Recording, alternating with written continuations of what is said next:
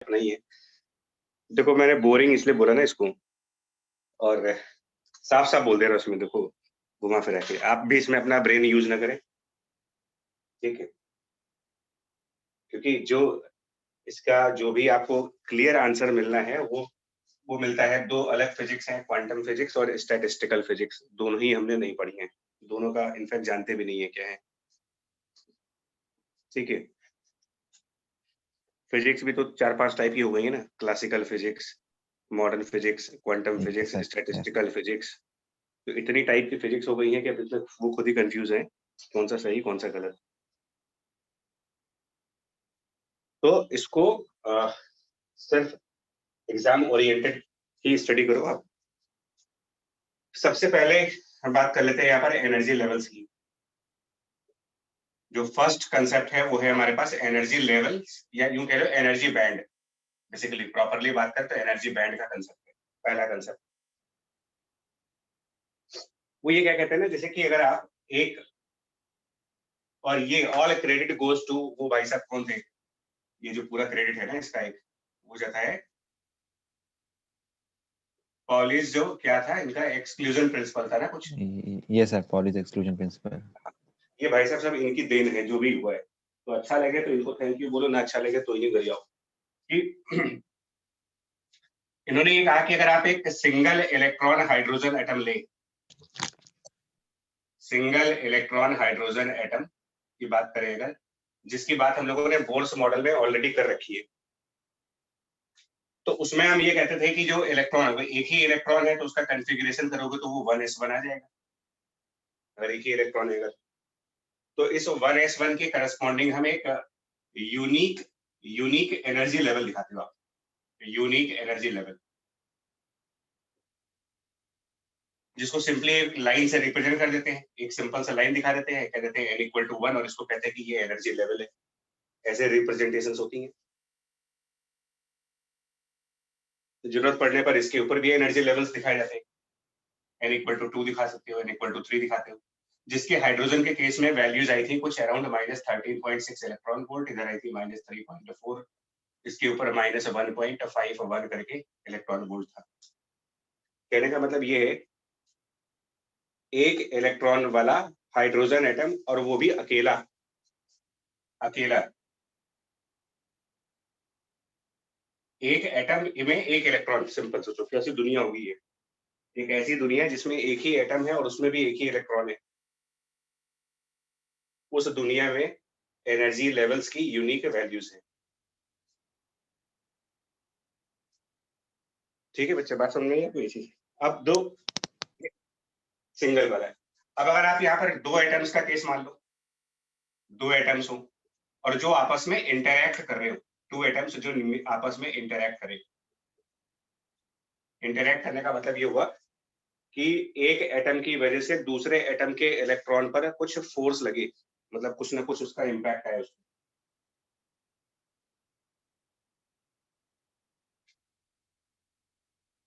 तो अब अगर मैं इसकी बात करूं, देखिए हम लोग डायरेक्टली मुद्दे पे आते हैं यार, डायरेक्टली मुद्दे पे आओ। सिलिकॉन की अगर हम बात करें, सिलिकॉन जो फोर्थ ग्रुप एलिमेंट है, इसमें 14 इलेक्ट्रॉन्स हैं। Silicon fourth group element, 14 electrons. इसका अगर आप इलेक्ट्रॉनिक कॉन्फ़िगरेशन दिखाओगे, इलेक्ट्रॉनिक कॉन्फ़िगरेशन कुछ ऐसे दिखाओगे। ये मैं कुछ कुछ आर्क्स बना रहा हूँ, ये आर्क्स बेसिकली इसके एनर्जी लेवल्स को इंडिकेट कर रहे हैं, n=1, n=2, n=3, इस तरीके से एनर्जी लेवल्स हैं। सिलिकॉन का जब आप इलेक्ट्रॉनिक कॉन्फ़िगरेशन करोगे एसपीडीएफ मॉडल वाले में से, तो n=3 पर मेरे ख्याल से इसके अंदर 3s2 आएगा और 3p2। इसको आप लोग थोड़ा सा एक बार खुद से भी वेरीफाई करना है यार। सिलिकॉन 14 इलेक्ट्रॉन्स यस का, सर। Yes sir. तो इसका मतलब इसके 3s ऑर्बिटल में 2 इलेक्ट्रॉन और 3p ऑर्बिटल में 2 इलेक्ट्रॉन। तो हम इसको ऐसे दिखा रहे हैं, यहाँ पर ना हम ऐसे दो दो इलेक्ट्रॉन्स दिखा रहे हैं। अंदर वाला सर्किल मेरा s ऑर्बिटल को इंडिकेट कर रहा है और बाहर वाला सर्किल p ऑर्बिटल को इंडिकेट कर रहा है। थोड़ा डायग्राम के थ्रू कोशिश करेंगे। अंदर वाली सर्कल से हम अपना s ऑर्बिटल इंडिकेट करेंगे और बाहर वाले सर्कल से हम अपना p ऑर्बिटल इंडिकेट कर रहे हैं। दोनों में ही 2-2 इलेक्ट्रॉन्स हैं, इसमें भी 2 इलेक्ट्रॉन है, इसमें भी 2 इलेक्ट्रॉन्स है। और अगर हम ये माने कि ये अकेला है, मतलब ये आइसोलेटेड है, सिंगल एटम है ये,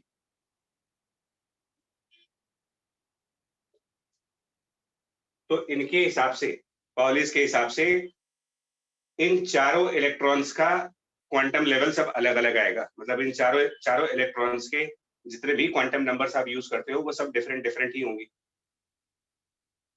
तो इनके हिसाब से इन 4 इलेक्ट्रॉन्स की अगर क्वांटम लेवल सारे अलग अलग है, तो इन चारों की 4 डिफरेंट टाइप की एनर्जीज मिलेगी आपको। मतलब कि जो s ऑर्बिटल के 2 इलेक्ट्रॉन्स हैं उनके करस्पॉन्डिंग 2 एनर्जी स्टेट्स होंगी, 2 energy states for the s orbital, और p वाले ऑर्बिटल के करस्पॉन्डिंग भी आप बोलोगे तो ये कहलाएंगे 2 एनर्जी स्टेट्स।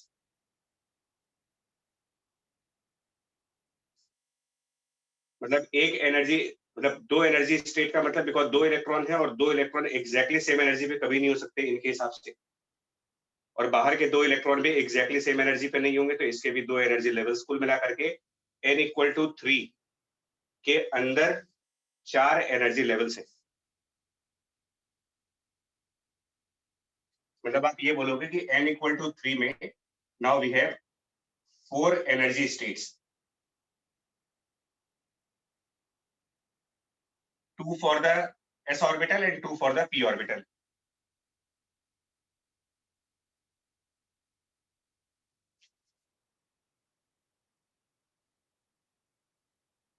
ठीक है भाई? Yes, sir. Yes, sir. ये ना, यहाँ तक अभी कोई नई चीज नहीं आ रही है ऑलरेडी। अब ये अकेला सिलिकॉन है। नाउ इमेजिन करिए 2 सिलिकॉन एटम्स हो, 2 सिलिकॉन एटम्स थोड़े से पास पास आ जाए, क्या फर्क पड़ेगा? 2 सिलिकॉन एटम्स एक दूसरे के क्लोज आए, 2 silicon atoms close to each other. मैंने एक बड़ा वियर्ड सा एग्जांपल दूंगा, एक ऐसा एग्जांपल दूंगा जो इससे कोई मैच नहीं करता, बट वो आइडिया समझने में हेल्प करता है मुझे। बड़ा अजीब अजीब सा एग्जांपल है वो। हमने 2 कार से कंसीडर करें, कार 1 एंड कार 2, बिल्कुल आइडेंटिकल सेम ब्रांड की कार है, सब कुछ आइडेंटिकल कार है, आइडेंटिकल कार 1 एंड कार 2,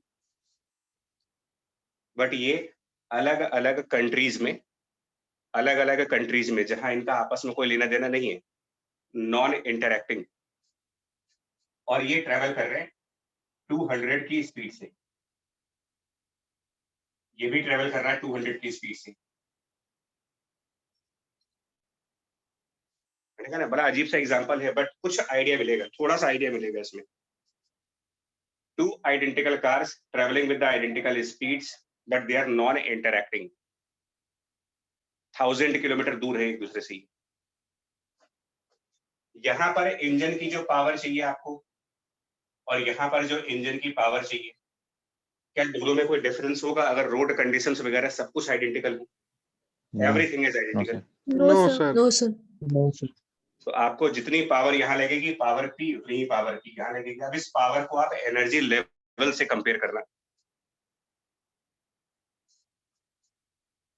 कि जो एनर्जी लेवल यहाँ है वही एनर्जी लेवल यहाँ पर है। तो मेरे पास एनर्जी लेवल की 2 वैल्यूज नहीं है। अब अगर ये दोनों कार्स, कार 2 और कार 1, इनके बीच में आप रोप अटैच कर दो, ट्रेन के स्टाइल में, ट्रेन स्टाइल में, और अब कहें कि इनको 200 किलोमीटर पर आवर से चलना है, क्या अभी भी सेम पावर चाहिए होगी, इंजन पावर?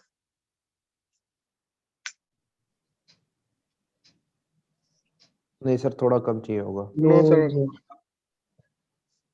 और आप इसमें ये भी मान लो कि दोनों कार्स अपने अपने इंजन्स का यूज कर रहे हैं, लेकिन अब क्या होगा कि कार 2 को इंजन के अलावा स्ट्रिंग की एक सपोर्टिंग फोर्स मिल जाएगी, स्ट्रिंग से एक सपोर्टिंग फोर्स मिल जाएगा। तो Yes. कार 2 के इंजन पर की जो पावर होगी वो यहां से कुछ कम हो जाएगी, यहां से, लेकिन कार 1 के लिए टेंशन फोर्स अपोज करेगा।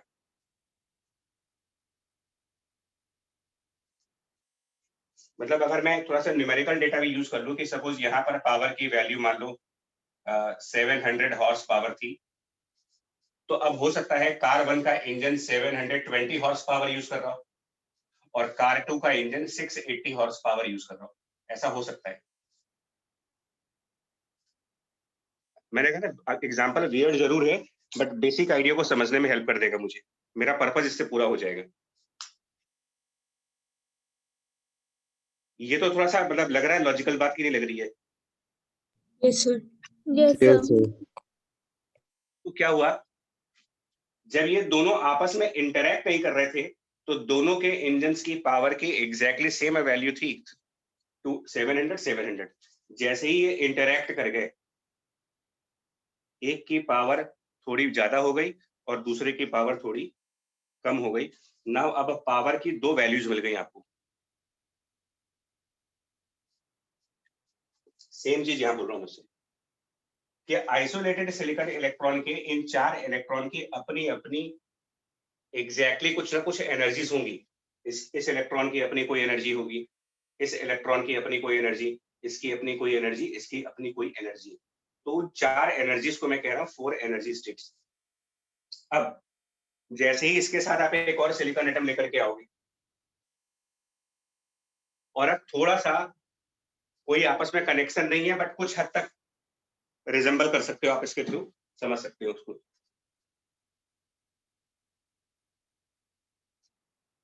कि जैसे ही इसके बगल में आप एक और सिलिकॉन एटम लेकर के आओगे,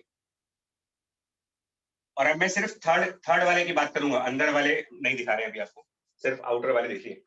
तो इसके भी एस और पी में 2 इलेक्ट्रॉन्स यहां पर और 2 इलेक्ट्रॉन्स यहां पर, इसके भी।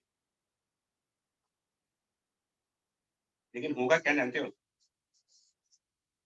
अगर अगर आइसोलेटेड कंडीशन में इसके एस ऑर्बिटल की एनर्जी एक की E1 थी, एक की E2 थी, एक की E3 थी, एक की E4 थी, तो अब आपके पास टोटल एस ऑर्बिटल में 2 इलेक्ट्रॉन्स हो गए। उस कार वाले एग्जांपल से थोड़ा सा कार वाले एग्जांपल से कोशिश करिएगा समझने की। जब ये अकेला इलेक्ट्रॉन था तो इसके एस ऑर्बिटल के एक पर्टिकुलर इलेक्ट्रॉन के पास E1 एनर्जी थी, और जब ये वाला अकेला होगा, ये भी आइसोलेटेड होगा, तो इसके भी एस ऑर्बिटल में एक इलेक्ट्रॉन के पास E1 एनर्जी ही होगी। ये एग्जैक्टली वही बात हुई है जब दोनों कार्स एक दूसरे से इंडिपेंडेंट चल रहे थे।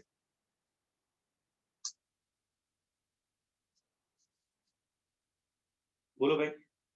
Yes, sir. होगी। Yes sir. लेकिन जब दोनों Yes. को क्लोज लाएंगे तो मतलब दूर दूर होने पे क्या हो रहा था, यहाँ पर भी E1 एनर्जी का एक इलेक्ट्रॉन है और यहाँ पर भी E1 एनर्जी का एक इलेक्ट्रॉन है। लेकिन जैसे ही ये दोनों पास आएंगे, पावर से कंपेयर करिएगा, एक को थोड़ी ज्यादा पावर लगेगी, एक को थोड़ी कम पावर लगेगी। मतलब एक दूसरे से आइसोलेट होने पर दोनों के पास E1 एनर्जी होगी। पास पास जब आएंगे तो किसी एक इलेक्ट्रॉन की एनर्जी E1 से थोड़ी ज्यादा हो जाएगी और किसी दूसरे इलेक्ट्रॉन की एनर्जी E1 से थोड़ी कम हो जाएगी। मतलब कि एनर्जी 2 पार्ट्स में डिवाइड स्प्लिट कर जाएगी वो।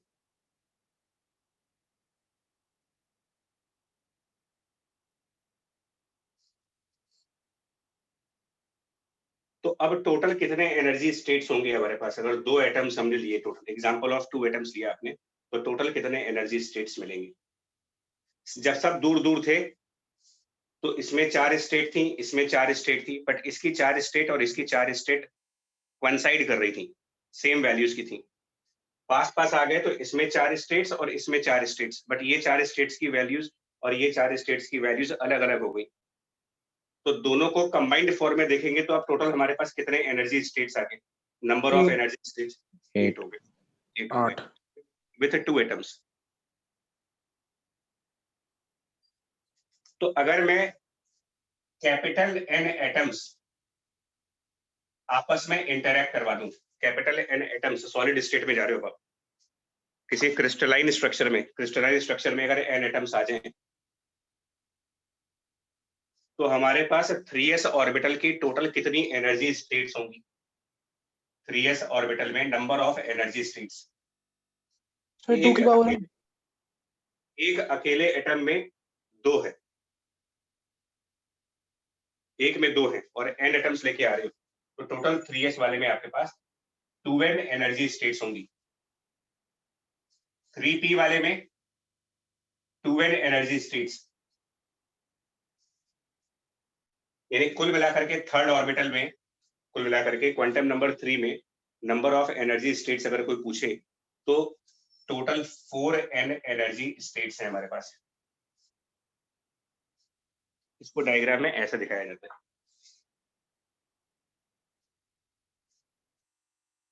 यही पॉइंट नहीं समझ में आता, जल्दी बताओ आपको, क्योंकि ये जो कहानी बताई जाती है ये समझ नहीं आता।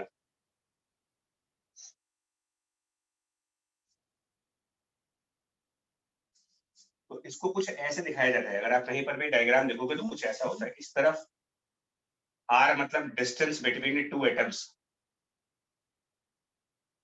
Distance between 2 atoms. और आप एग्जांपल लो सिंगल इलेक्ट्रॉन एटम का, example of single electron atom, एक ही इलेक्ट्रॉन है और हम 2 एटम्स का एग्जांपल ले रहे हैं।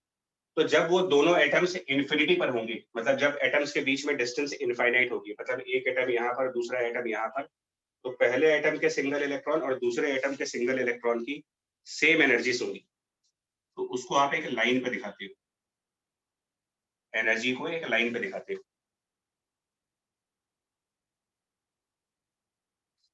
फिर जैसे जैसे एटम्स के बीच डिस्टेंस कम होती है, ये एनर्जी जो पहले एक लाइन पे दिखाई जाती है, जैसे जैसे पास आते हैं ये थोड़ा सा ऐसे करके और ऐसे करके आप कर्व के शेप में दिखाओगे। किसी भी अगर आप बुक में जाओगे ना तो आपको कुछ ऐसा फिगर दिखाया जाएगा सेमीकंडक्टर्स का।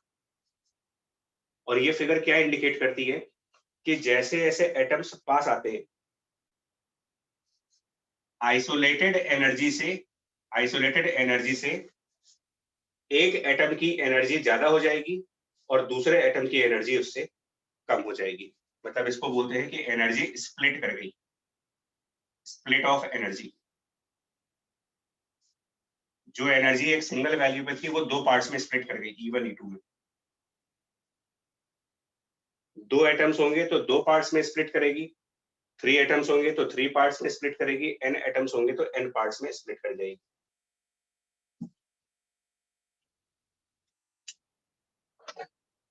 और जितने पार्ट में ये स्प्लिट करेगी उसकी हाईएस्ट और लोवेस्ट वैल्यूज होंगी, highest and lowest values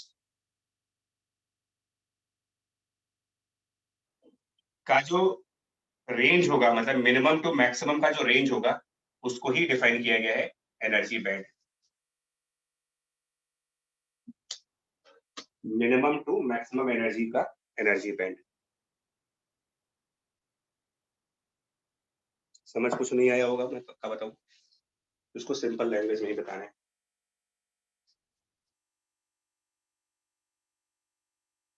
yes sir, समझ गए।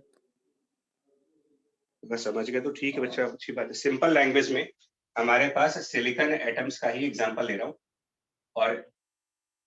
और n एटम्स है मेरे पास, सिलिकॉन के n एटम्स हैं। तो अगर आपसे पूछा जाए कि number of electrons in 3s orbital कितने होंगे हमारे पास, number of electron in the 3s orbital silicon की अगर हम बात करते हैं तो एक इलेक्ट्रॉन के 3s ऑर्बिटल में 2 है, कैपिटल N एटम्स ले रहे हो, यानी कि 2n इलेक्ट्रॉन्स। पाउलिस क्या कह रहे हैं कि ये जितने भी 2n इलेक्ट्रॉन्स हैं इनमें से किसी भी 2 इलेक्ट्रॉन की एग्जैक्टली सेम एनर्जी नहीं होगी। इनका ये कहना है कि अगर 2n इलेक्ट्रॉन है टोटल 3s ऑर्बिटल में, तो ये कभी भी सेम वैल्यूज के नहीं हो सकते। That means 2n values of energy for 3s, ये इनका कहना है कि 3s ऑर्बिटल की 2n एनर्जी की वैल्यूज होंगी। और ये जो 2n वैल्यूज ऑफ एनर्जीज हैं, ये इतनी क्लोज होती हैं, इतनी क्लोज वैल्यूज होती हैं ये, कि ये आपको लगभग ऐसा लगता है कि ये एक कंटिन्यूटी में है, appears as a continuous range। ये कुछ ऐसा होता है लाइक 1 इलेक्ट्रॉन वोल्ट के अंदर 10 to the power 19 values, 10 to the power 19 values in 1 electron volt. आप इमेजिन करो कि वो वैल्यूज कितने कितने डिफरेंस पे आ रही होंगी। इतनी छोटी डिफरेंस में इतने बड़ी वैल्यूज, तो दो वैल्यूज के बीच में बहुत माइनर डिफरेंस होता है।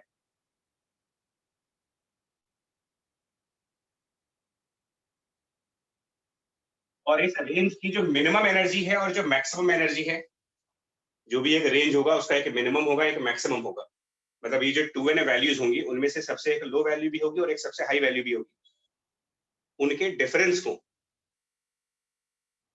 3s एनर्जी बैंड कहोगे आप।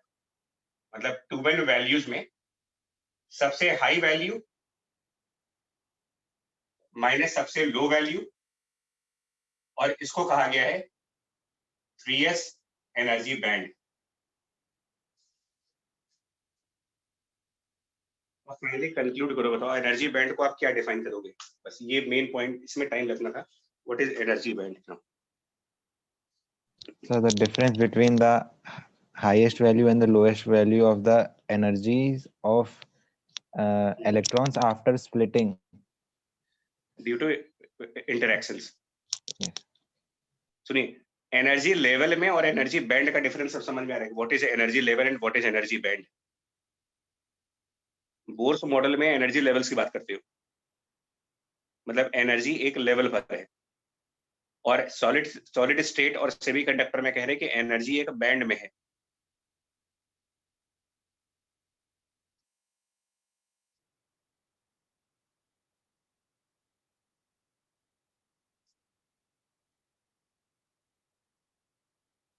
ठीक है बच्चे? Yes, sir. तो Yes, sir.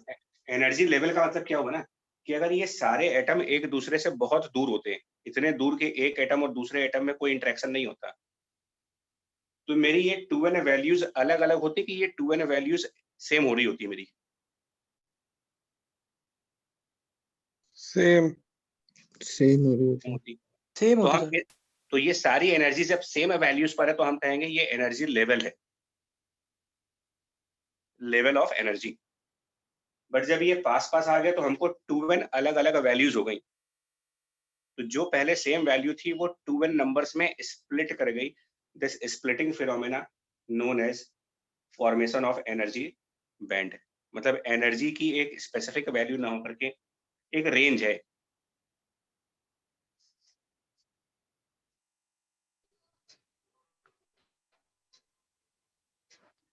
Yes.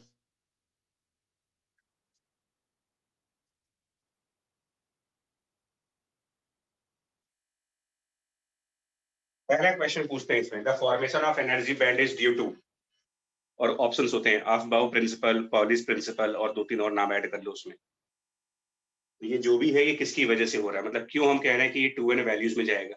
Because of polish. ये रिस्पॉन्सिबल है एनर्जी बैंड को समझाने के लिए। आगे बढ़िए।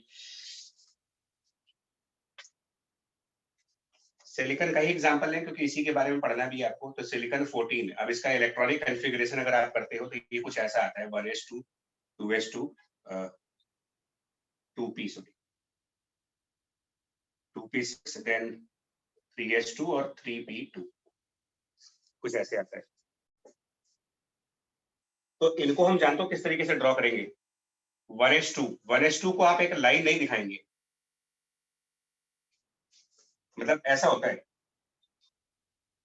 यहाँ पर। वैसे तो अगर आप एनर्जी लेवल दिखाओ तो एनर्जी लेवल एक लाइन से दिखाते हो, 1s एनर्जी लेवल, फिर 2s एनर्जी लेवल, फिर 3s एनर्जी लेवल।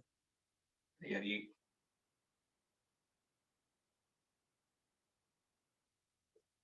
ये है सिंगल एटम। सिंगल एटम होगा तो ये दिखाएंगे, और उसमें भी एक नहीं दिखाएंगे, क्योंकि सिंगल एटम के अंदर भी 1s में 2 इलेक्ट्रॉन होंगे, तो आप यहां 2 दिखाओ, 2s में 2 दिखाओ, 3p में So 2p है. 2p में 6 दिखाएंगे, 6 इलेक्ट्रॉन है तो 6 एनर्जीज दिखाएंगे। 3s में फिर 2 दिखाएंगे। 3p में वैसे तो 6 होते हैं लेकिन 2 ही इलेक्ट्रॉन्स हैं, तो आप 2 दिखाइए, सिर्फ 2। जानते हो ये 2 लाइनें 2 एनर्जी लेवल बता रहे, इनके बीच में कोई एनर्जी नहीं है। मतलब या तो इलेक्ट्रॉन यहां पर होगा इस एनर्जी लेवल पर, या इलेक्ट्रॉन इस एनर्जी लेवल पे होगा, इनके बीच में कोई एनर्जी लेवल नहीं है। These are just 2 energy levels. लेकिन वहीं पर जब आप ग्रुप में आते हो, अ ग्रुप ऑफ एटम्स,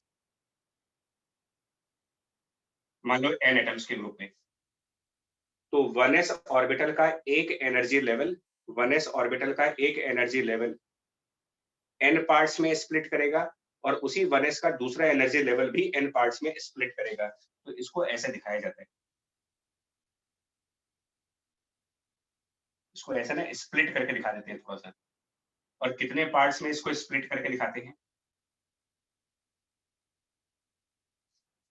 मतलब जो एक सिंगल लाइन थी वो डिवाइड हो गई n पार्ट्स में, और नीचे वाली एनर्जी लेवल भी n पार्ट्स में डिवाइड हो जाएगी। इसमें से कुछ ओवरलैप भी करेंगे। तो अब आपके पास टोटल कितने एनर्जी लेवल्स हो गए यार? टोटल एनर्जी लेवल्स कितने हो गए हमारे पास? ये लाइन n में डिवाइड हुई है, ये लाइन भी n में डिवाइड हुई है, टोटल एनर्जी लेवल्स हमारे पास 12 12 energy levels corresponding to 1s। इसको हम कह रहे हैं कि ये 1s बैंड है। 2p में कितने एनर्जी लेवल्स होंगे? 2p में टोटल एनर्जी लेवल्स कितने बन जाएंगे? सिंगल एटम में 6 एनर्जी लेवल्स हैं, सिंगल एटम में 6 एनर्जी लेवल्स। n एटम्स आएंगी तो कितने हो जाएंगी ये? 6n. कितने में? 6 कितने n. में? हाँ, मतलब each line will split in n parts, each line split in n। ये भी n में स्प्लिट करेगा, ये भी n में स्प्लिट करेगा, ये भी n में, ये भी 6n। और वो 6n वैल्यूज की एक रेंज हो जाएगी, मिनिमम टू मैक्सिमम, उस रेंज को कह देना 2p बैंड।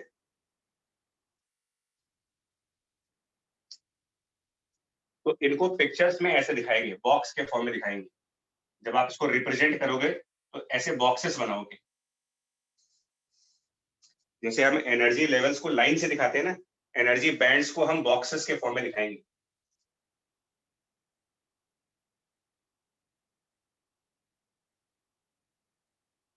और बेसिकली ये बॉक्सेस क्या होते हैं? सबसे नीचे वाला बॉक्स 1s को इंडिकेट करता है, ये 2s को इंडिकेट करता है, ये 2p को, ये 3s को, और ये 3p को। और ये बॉक्स की लोअर एज मिनिमम एनर्जी बताती है और अपर एज मैक्सिमम एनर्जी बताती है। और inside this box 2n energy levels हैं। Inside this box 2n energy states हैं। वो दिखाया नहीं जाता कभी, आपके माइंड में होना चाहिए क्वेश्चन।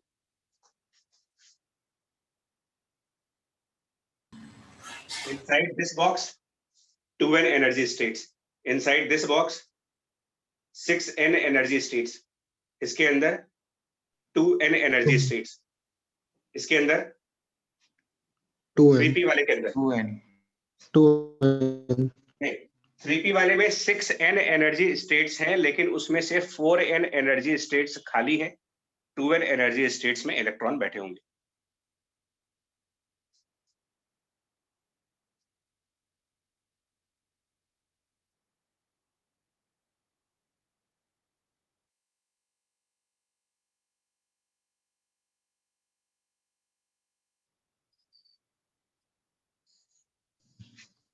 ठीक है, आगे बढ़ते हैं यार।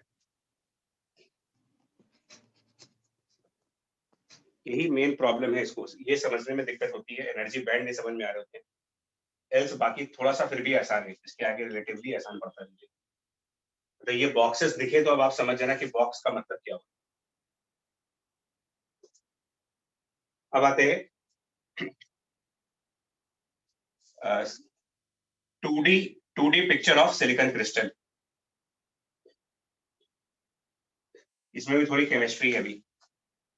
इसको आप इस तरीके से दिखाते हो कि सिलिकॉन क्रिस्टल जो होता है उसके आउटर मोस्ट के जो 4 इलेक्ट्रॉन्स हैं वो अपने नियर बाय सिलिकॉन के साथ कोवेलेंट बॉन्डिंग में जाते हैं, ऐसा मतलब कहा जाता है। और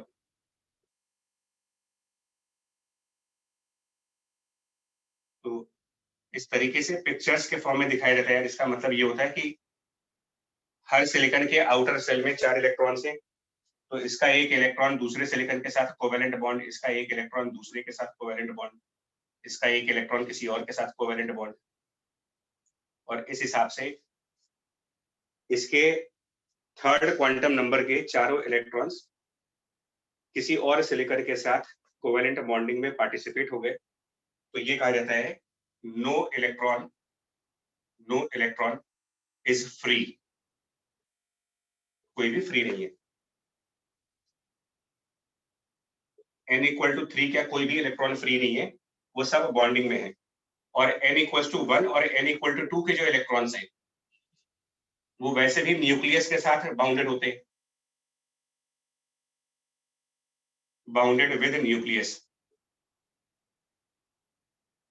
मतलब वो वैसे भी टाइट बाउंडेशंस के साथ है। n इक्वल टू 3 जो सबसे आउटर मोस्ट इलेक्ट्रॉन्स हैं वो भी फ्री नहीं है, वो सब किसी और के साथ बॉन्डिंग कर रहे हैं। कुल मिलाकर के सिलिकॉन में कोई इलेक्ट्रॉन नहीं है जो फ्री बैठा हो और वो किसी इलेक्ट्रिक फील्ड के साथ मूव कर सके। दैट मीन्स इसकी conductivity 0। That means it is a perfect insulator. Silicon is a perfect insulator, but ये सारी कहानी बताई जा रही है आपको एट 0 केल्विन। 0 केल्विन पर सिलिकॉन का क्रिस्टल स्ट्रक्चर कुछ इस तरीके से बनता है, कोई भी इलेक्ट्रॉन उसका ऐसा नहीं है जो फ्रीली ट्रेवल कर सके, मूव कर सके, इलेक्ट्रिसिटी प्रोड्यूस कर सके, तो इसको माना गया परफेक्ट इंसुलेटर। ये सेकंड ऑब्जेक्टिव क्वेश्चन बनता है यहाँ पर। ऑप्शन पूछते हैं at 0 kelvin silicon is, option देते हैं partial conductor, partial semiconductor, perfect conductor, perfect insulator, इस तरीके के ऑप्शंस बनाते हैं वो। तो ये सेकंड क्वेश्चन है जिसका आंसर आ सकता है दैट एट 0 केल्विन सिलिकॉन या फिर जर्मेनियम, इसी का एक और इसी ग्रुप में एक और है जर्मेनियम, G32 होता है शायद उसमें, वो भी परफेक्ट इंसुलेटर है।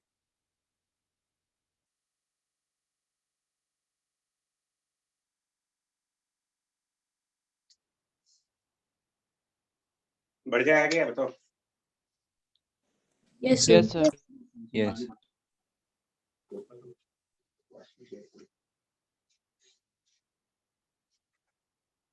ठीक है, नेक्स्ट देखो।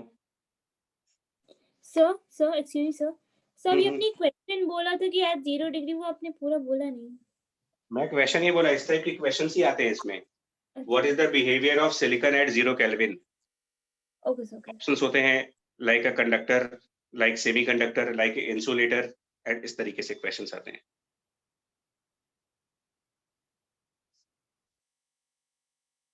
ठीक है, अब ये बताइए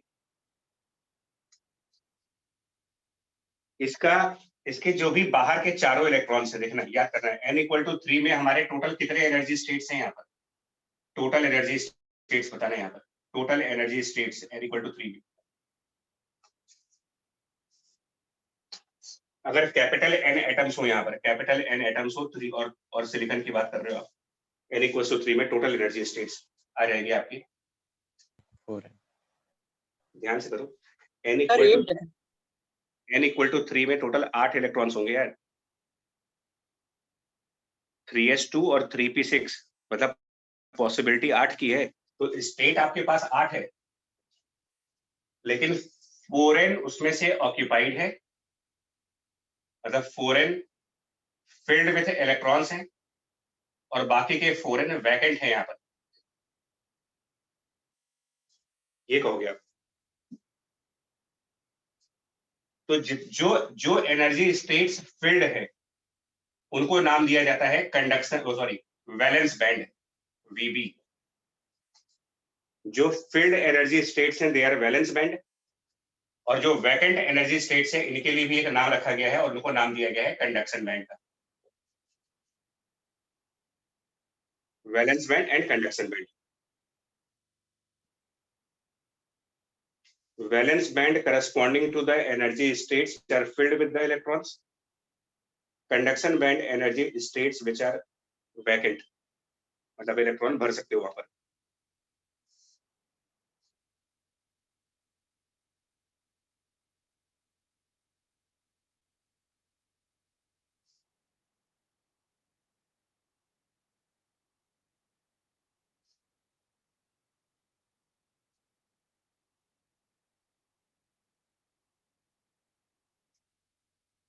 अब देखो, सिलिकॉन के 4 इलेक्ट्रॉन तो अपने खुद के थे ही, सिलिकॉन के 4 इलेक्ट्रॉन तो अपने खुद के थे और 4 इसने बोरो कर लिए।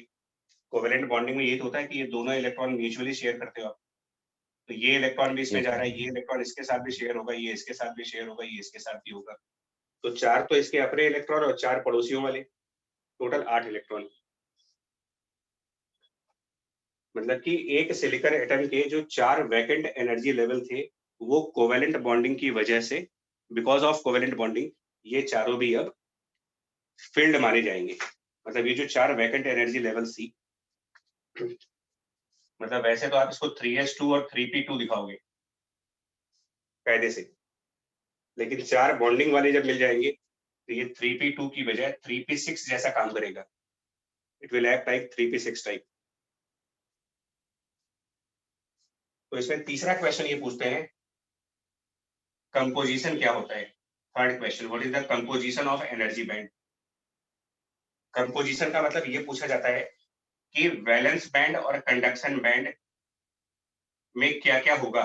मतलब वैलेंस बैंड, कंडक्शन बैंड, तो कंपोजिशन में 0 केल्विन पर वैलेंस बैंड के बारे में आप कहोगे कंप्लीटली फिल्ड, कंप्लीटली फिल्ड। और कंडक्शन बैंड, तो फिर बोल रहा हूं यार आपको, थर्ड लेवल के 4 तो इसके अपने इलेक्ट्रॉन्स हो गए और 4 बॉन्डिंग वाले हो गए, टोटल हो गए हमारे पास 8। तो पूरा जो भी हमारे एनर्जी बैंड n=3 के हैं वो सब हमारे वैलेंस बैंड कहलाएंगे। ये सारे हमारे वैलेंस बैंड कहलाएंगे। तो 3s और 3p के बाद अगला नंबर किसका आता है? 3s और 3p के बाद नेक्स्ट नंबर किसका आता है? 3s 3p कॉन्फ़िगरेशन करेंगे तो 3s 3p के बाद अगली चीज क्या 4s, आएगी? 4s, 4s, तो आप 4s में 0 दिखाओगे, मतलब एक्चुअली हम 3s 2 दिखाएंगे, 3p2 की जगह 3p6 होगा आपको, और 4s 0। तो 4s वाला मेरे लिए कहलाएगा conduction band which is completely empty.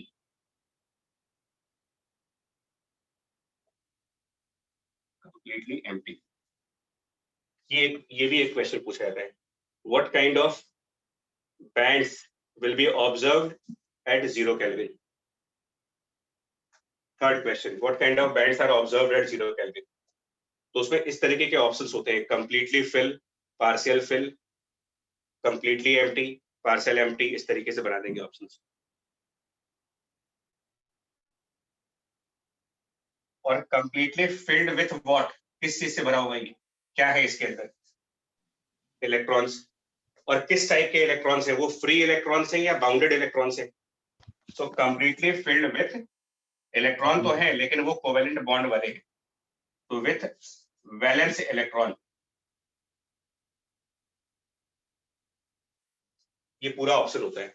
इसमें भी 2 तरीके के ऑप्शन बनाते हैं, completely filled with valence electron, completely filled with free electron. तो कोई इलेक्ट्रॉन फ्री नहीं है इसका।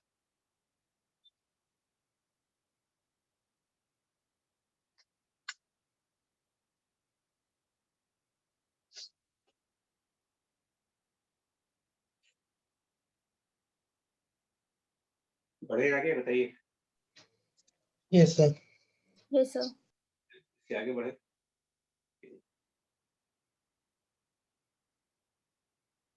जो क्वेश्चन बोल रहे हैं उनको उनको टैग कर लेना, क्योंकि अभी जब एक्सरसाइज लगाओगे तो यही सारे क्वेश्चन मिलेंगे बैक साइड में, इनको टैग करते जाइए कि ये क्वेश्चन है,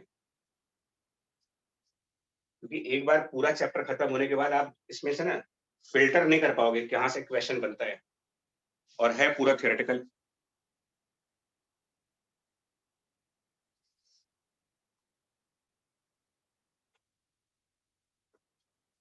अब कहते हैं कि 0 केल्विन से ज्यादा करें तो मतलब टेम्परेचर की वैल्यू अगर 0 केल्विन से ऊपर चली जाए, तो इसमें भी एक थ्योरी प्रपोज की गई है, और वो प्रपोज थ्योरी ये कहती है कि जैसे ही 0 केल्विन से ऊपर जाएंगे, मतलब कुछ रूम टेम्परेचर मान लें, रूम टेम्परेचर मतलब अराउंड 300 केल्विन, तो प्रपोज थ्योरी ये कहती है, अब कितनी सही है कितनी गलत है, बिकॉज सही चीज स्टैटिस्टिकल फिजिक्स में है। थ्योरी ये कहती है कि इतने टेम्परेचर पर बॉन्ड डिसोसिएशंस होते हैं और कुछ बॉन्ड्स टूटते हैं, कुछ बॉन्ड टूटते हैं इसमें, और बॉन्ड टूटने की वजह से ये इलेक्ट्रॉन फ्री हो जाते हैं, मतलब जो पहले बॉन्डेड इलेक्ट्रॉन्स हैं वो फ्री हो जाते हैं। तो एक बात ये कहेगी कि बॉन्ड ब्रेक होंगे और फ्री इलेक्ट्रॉन क्रिएट होगा।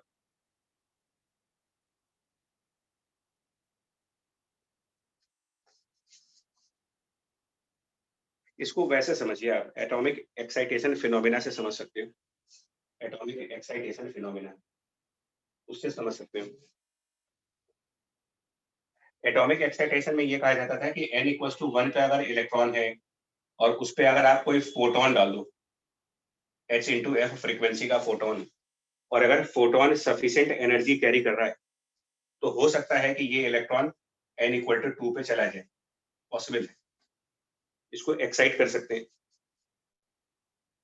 By the incidence of light. Exactly same चीज यहाँ कही जा रही है, बट यहाँ पर फोटोन डाल रहे हैं, यहाँ वो सारा काम थर्मल मतलब हीट की वजह से कर रहे हैं। हमारे पास सबसे आखिरी बैंड हमारा थर्ड बैंड था, सबसे लास्ट में हमारे पास वैलेंस बैंड था अब, और उसके ऊपर हमारा कंडक्शन बैंड। यार ये बॉक्स क्या इंडिकेट कर रहा है एक बार फिर से बताना, जब मैं ये डायग्राम बना रहा हूँ इससे क्या पिक्चर बन रही है आपके माइंड में, ये बनाने का मतलब क्या है? सर इसके अंदर एनर्जी स्प्लिट्स हैं। एनर्जी लेवल्स है सर। कितने, इसके अंदर कितने एनर्जी लेवल्स हैं? अगर हम सिलिकॉन की बात कर रहे हैं, सिलिकॉन के थर्ड वाले में 4 इलेक्ट्रॉन थे सर और 8 चार हाँ, तो इसका मतलब 8n एनर्जी लेवल्स हैं यहाँ पर। और कंडक्शन बैंड वो 4s वाला है, 4s वाला, 2n हाँ 2n लेवल्स हैं, बट वो दिखा नहीं सकते आप, क्योंकि इतने क्लोज लेवल्स हैं कि वो हम दिखा नहीं सकते।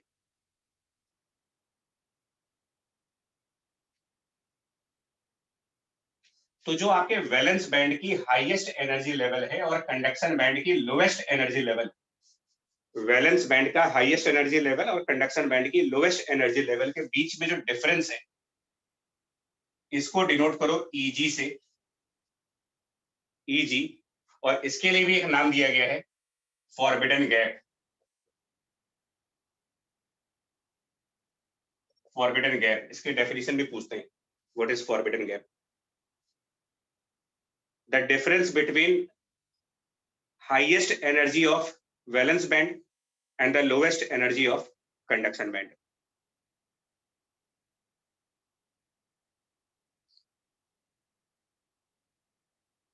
अब आप इस फिनोमेना को समझना है यार, क्योंकि पीएन जंक्शन था, पीएन जंक्शन धीरे धीरे हमारा स्टार्ट हो गया, वो सब इसी के फंडामेंटल्स पर है। इस बॉक्स के अंदर अब मैं इसको मैग्नीफाइड व्यू में दिखा रहा हूँ, इस पूरी पिक्चर को मैग्नीफाइड व्यू में दिखा रहे हैं।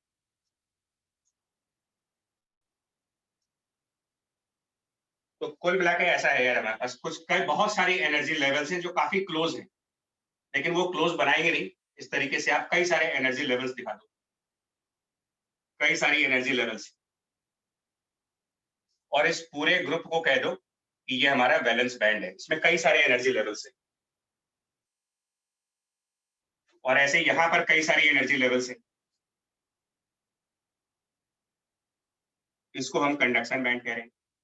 और हमारे इलेक्ट्रॉन हर एनर्जी लेवल पर है, इस एनर्जी लेवल पर भी इलेक्ट्रॉन्स हैं, इस एनर्जी लेवल पर भी इलेक्ट्रॉन्स हैं, इस एनर्जी लेवल पर भी इलेक्ट्रॉन्स हैं, इस पर भी इलेक्ट्रॉन्स हैं, इस पर भी है, एवरी एनर्जी लेवल सब पे इलेक्ट्रॉन्स हैं। इसी को मैं कह रहा था कि 0 केल्विन पर वैलेंस बैंड कंप्लीटली फिल्ड है, हर एनर्जी लेवल पर जितने इलेक्ट्रॉन होने चाहिए थे उतने हैं, कहीं कोई खाली जगह नहीं है, और ये पूरा खाली बैठा हुआ है। 300 केल्विन पर आपसे ये कहा जा रहा है एक्साइटेशन फिनोमेना होगा, टेम्परेचर की वजह से कुछ इलेक्ट्रॉन्स लो एनर्जी लेवल से शिफ्ट करके ऊपर भाग जाएंगे। अगर इतना टेम्परेचर हो कि फॉरबिडन गैप के अराउंड एनर्जी की वैल्यू मिल जाए आपको, फॉरबिडन गैप के अराउंड अगर आपको एनर्जी मिल जाती है टेम्परेचर की वजह से, तो ये इलेक्ट्रॉन लो एनर्जी लेवल से अपर एनर्जी लेवल पे चले जाएंगे। और ऐसा करने के बाद, ऐसा होने के बाद क्या होगा, इलेक्ट्रॉन यहां से यहां गए अगर, तो ऐसा होने के बाद यहां पर वैकेंसी ऑफ इलेक्ट्रॉन आ जाएगी, और यहां पर इलेक्ट्रॉन एक्स्ट्रा, मतलब यहां पर एक इलेक्ट्रॉन डेवलप हो गया, और यहां पर इलेक्ट्रॉन की वैकेंसी, वैकेंसी ऑफ इलेक्ट्रॉन को आप कहोगे एक होल क्रिएट हो गया, vacancy of electron is known as hole, और ये इलेक्ट्रॉन जो ऊपर चला गया, ये बॉन्ड से फ्री हो गया, now it becomes a free electron.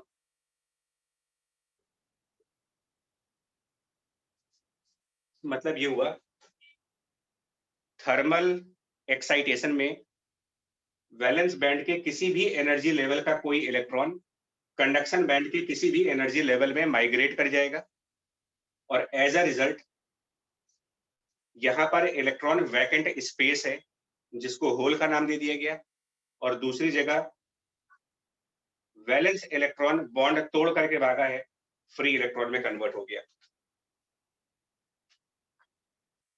तो बैंड कंपोजिशन क्या बना इसका, अगर पूछा है कि what is band composition at 300 kelvin, तो बैंड कंपोजिशन 300 केल्विन पर ये है, what is inside the valence band and what is inside the conduction band. ये पूछते हैं आपसे, what is inside the conduction band, what is inside the valence band at this temperature. तो मेरा answer क्या होगा, inside valence band we have valence electrons,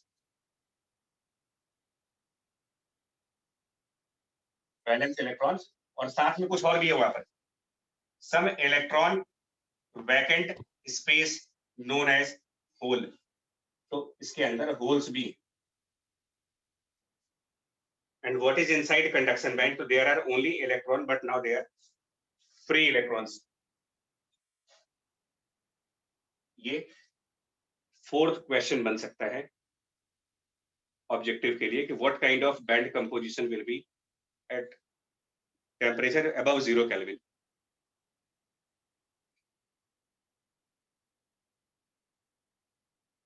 जितने probable questions हैं थ्योरी टू न्यूमेरिकल वही करेंगे।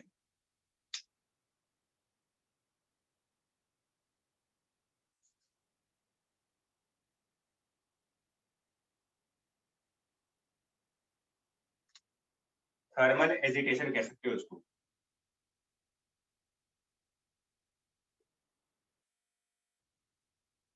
thermal agitation phenomena which is just like excitation of electron from one energy level to the other energy level.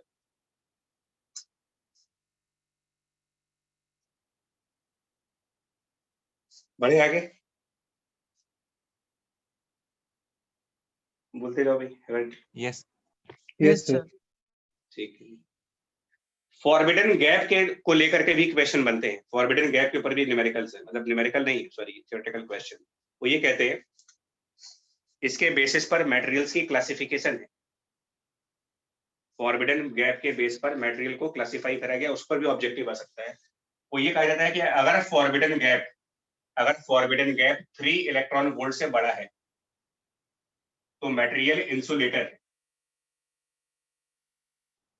अगर forbidden gap 0 है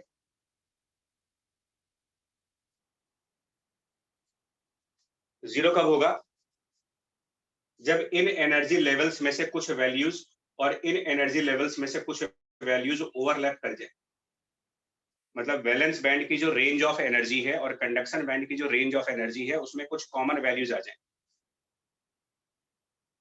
for example, valence band की energy range 2 electron volt से 7 electron volt है, for example लिया मैंने, इतना बड़ा range होता नहीं है। और मान ले कंडक्शन बैंड की रेंज हमारी 8 इलेक्ट्रॉन वोल्ट से 12 इलेक्ट्रॉन वोल्ट है। तो पहली बात तो इसका फॉरबिडन गैप क्या हुआ? 2 इलेक्ट्रॉन वोल्ट से 7, मतलब हाईएस्ट वैल्यू यहाँ की और तो लोएस्ट five वैल्यू यहाँ की electron. कितना होगा? 1 -1, क्योंकि इसकी हाईएस्ट वैल्यू सॉरी +1 इसकी हाईएस्ट वैल्यू 7 और ये 8, 1 का डिफरेंस है, वो हमारा फॉरबिडन गैप कहलाएगा। लेकिन अगर यहाँ पर 6 इलेक्ट्रॉन वोल्ट देता मैं, तो कुछ एनर्जी वैल्यूज ऐसी हैं जो यहाँ पर भी हैं और यहाँ पर भी है, तो इसको हम बोलते हैं वैलेंस और कंडक्शन बैंड ओवरलैप कर गए, ओवरलैपिंग बैंड्स, और ये हमारे लिए मेटल्स कहलाते हैं, कंडक्टर्स।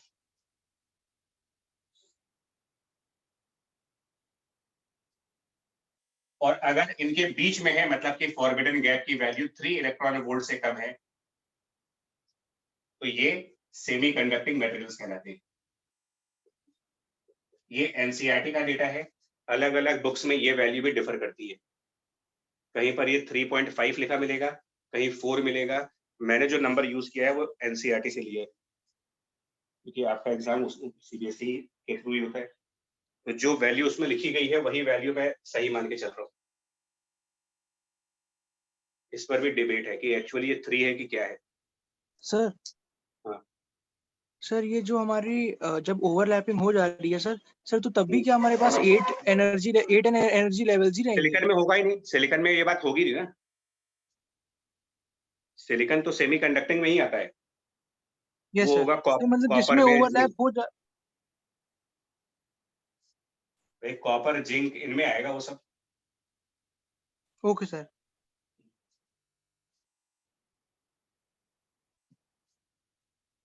अच्छा देखो फिर बता रहा हूँ, आप पहले इतने पॉइंट्स बताओ, आपको 2 मेन क्वेश्चंस के आंसर दो पहले। बैंड कंपोजिशन 0 केल्विन पर क्या बोलोगे आपसे? ये सबसे हाई प्रोबेबिलिटी का क्वेश्चन होता है ये, बैंड कंपोजिशन के ऊपर 0 केल्विन। वैलेंस बैंड क्या है, खाली है या भरा हुआ है? भरा Completely filled. filled. इससे Valence Valence valence electron. Electrons valence electron, भाई रट डालो आप इसको। और 0 केल्विन के ऊपर valence band partially filled with valence electron and partial with Holes. holes. Holes Conduction is partially filled with Free electrons. free free electrons. Electron. इतना ही होता है। थियोरेटिकल क्वेश्चंस आने हैं, इनमें प्री डिफाइंड रटे रटाए आंसर्स हैं, याद करिए वो आंसर टिक करके आना है अगर ये क्वेश्चंस आते हैं तो।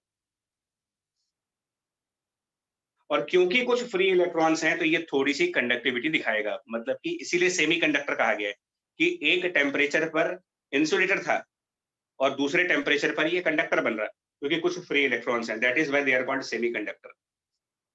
मतलब कि टेम्परेचर बढ़ने से इनकी कंडक्टिविटी पर क्या फर्क पड़ रहा है? सर इंक्रीज हो रही है। इंक्रीज हो रही है। तो ये भी एक क्वेश्चन बनता है, conductivity of semi conductor increases with increase in the temperature. मतलब इनका रेजिस्टेंस क्या होता होगा अगर टेम्परेचर बढ़ने से कंडक्टिविटी बढ़ रही है इनकी, Decrease. डिक्रीज हो रहा होगा। तो रेजिस्टेंस सेमीकंडक्टर्स की कम हो जाती है टेम्परेचर के साथ। जितने ज्यादा टेम्परेचर पे जाएंगे सेमीकंडक्टर उतना लो रेजिस्टेंस पे जाएगा, जबकि मेटल में उल्टा होता था। ओम्स लॉ वाले चैप्टर में, ओम्स लॉ मेटल वाले चैप्टर में उल्टा होता था कि मेटल्स में टेम्परेचर बढ़ाने पर रेजिस्टेंस बढ़ जाता था। उसमें वो कंसेप्ट था कि जितना ज्यादा टेम्परेचर होगा इलेक्ट्रॉन उतना रैंडमली मूव करेंगे, कोलिजन की फ्रीक्वेंसी टाइम इंटरवल कम हो जाती थी। Yes sir. हाँ, तो ये डिफरेंस ध्यान रखना। मेटल्स में टेम्परेचर बढ़ने पर रेजिस्टिविटी बढ़ती है सेमीकंडक्टर्स में टेम्परेचर बढ़ने पर रेजिस्टिविटी कम होती है।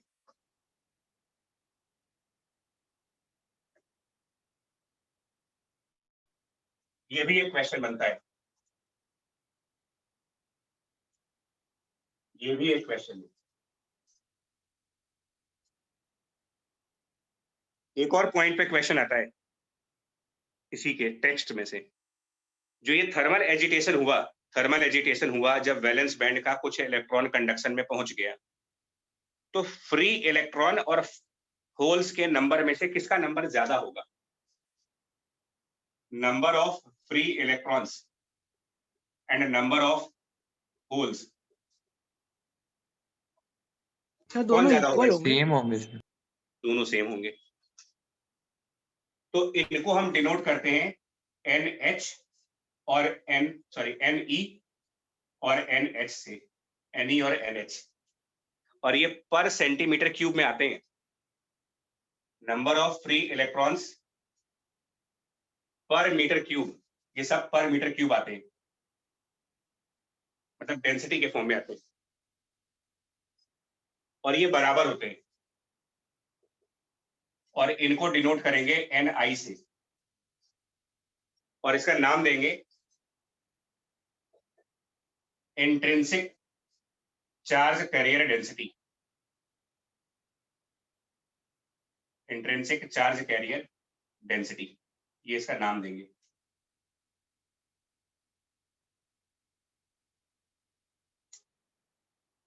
ये भी क्वेश्चन पूछते हैं, इसके ऑप्शन बनाते हैं any more than NH, any less than NH, any equal to NH, ऐसे करके फर्जी के 3-4 ऑप्शन बना देते हैं। मतलब क्वेश्चन पूछने लायक नहीं है, फिर भी पूछा जाता है।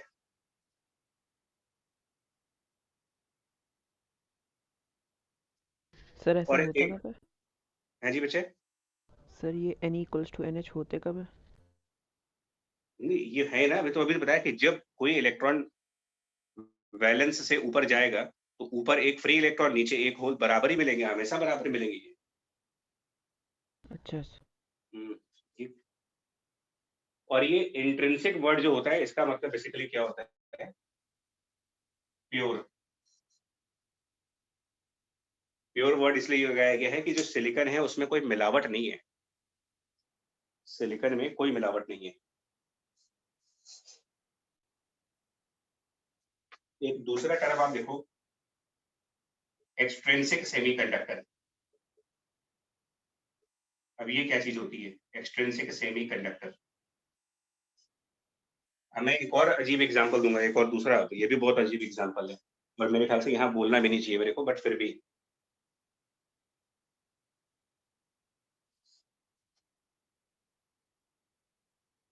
सेमीकंडक्टर को,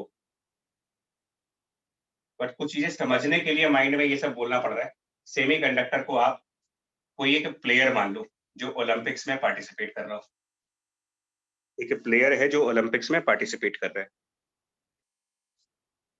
और इसकी कंडक्टिविटी उस प्लेयर की परफॉर्मेंस है, उस प्लेयर की परफॉर्मेंस।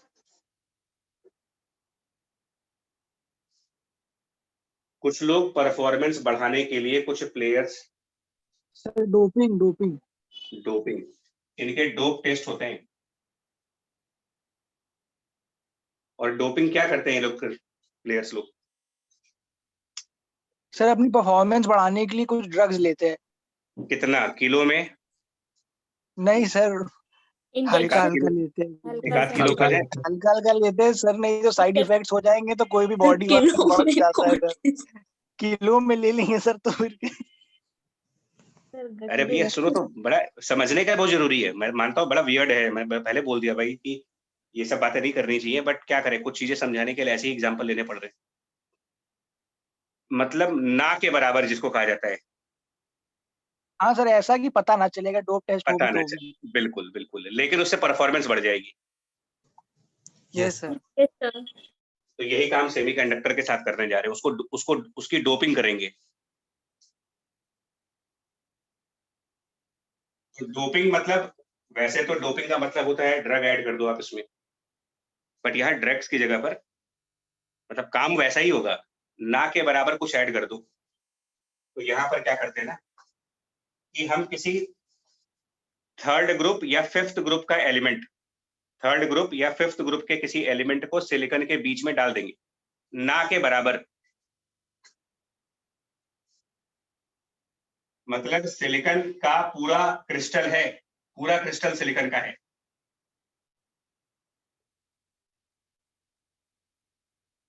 कंप्लीटली सिलिकॉन, चारों तरफ जहां देखो वहां सिलिकॉन।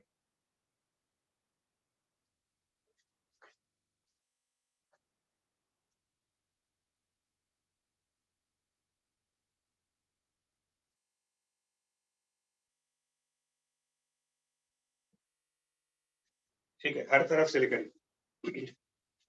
और ये सब आपस में बॉन्डेड है, सबके बीच में बॉन्डिंग है, इनके बीच में कोवेलेंट बॉन्डिंग है, इनके बीच में कोवेलेंट बॉन्डिंग है, इनके बीच में कोवेलेंट बॉन्डिंग है, इनके बीच में कोवेलेंट बॉन्डिंग है, सब। ये 2 डायमेंशन है बच्चा, 3 डायमेंशन पढ़ना है तो आप सॉलिड स्टेट चैप्टर पढ़िए अपना, वहां बताया जाएगा आपको कि सिलिकॉन का क्रिस्टल कैसा होता है, हमें उसकी जरूरत भी नहीं है कोई। अब ये बस इसीलिए डायग्राम बनाने से बचते हैं हम लोग, इतना 20-20 सेकंड लग जाते हैं डायग्राम को कंप्लीट करने में, और डायग्राम में कंप्लीट करें तो बात ना समझ में आए, कोई बोला कि ऐसे यार इधर भी चलो ऐसे जा रहे हैं, समझ गया आप कैसे हो रहा है ये समझ गए ना ये सब क्या दिखाई जा रही है, 2-2 करके क्या दिखा रही है, सबके हर सिलिकॉन चार साइड से घिरा हुआ है, मतलब एक सिलिकॉन को 4 सिलिकॉन ने घेर लिया, और इसके अंदर कोई इलेक्ट्रॉन फ्री नहीं बचा है, जितने इलेक्ट्रॉन थे वो सब या तो न्यूक्लियस से बंध गए या बॉन्डिंग में चले गए, कोई फ्री नहीं है, इंसुलेटर बन गया ये। किसी ने धीरे से एक सिलिकॉन हटाया और उसको रिप्लेस कर दिया फास्फोरस से, सिलिकॉन क्रिस्टल में से एक सिलिकॉन को सब्स्टिट्यूट कर दिया फास्फोरस एटम से।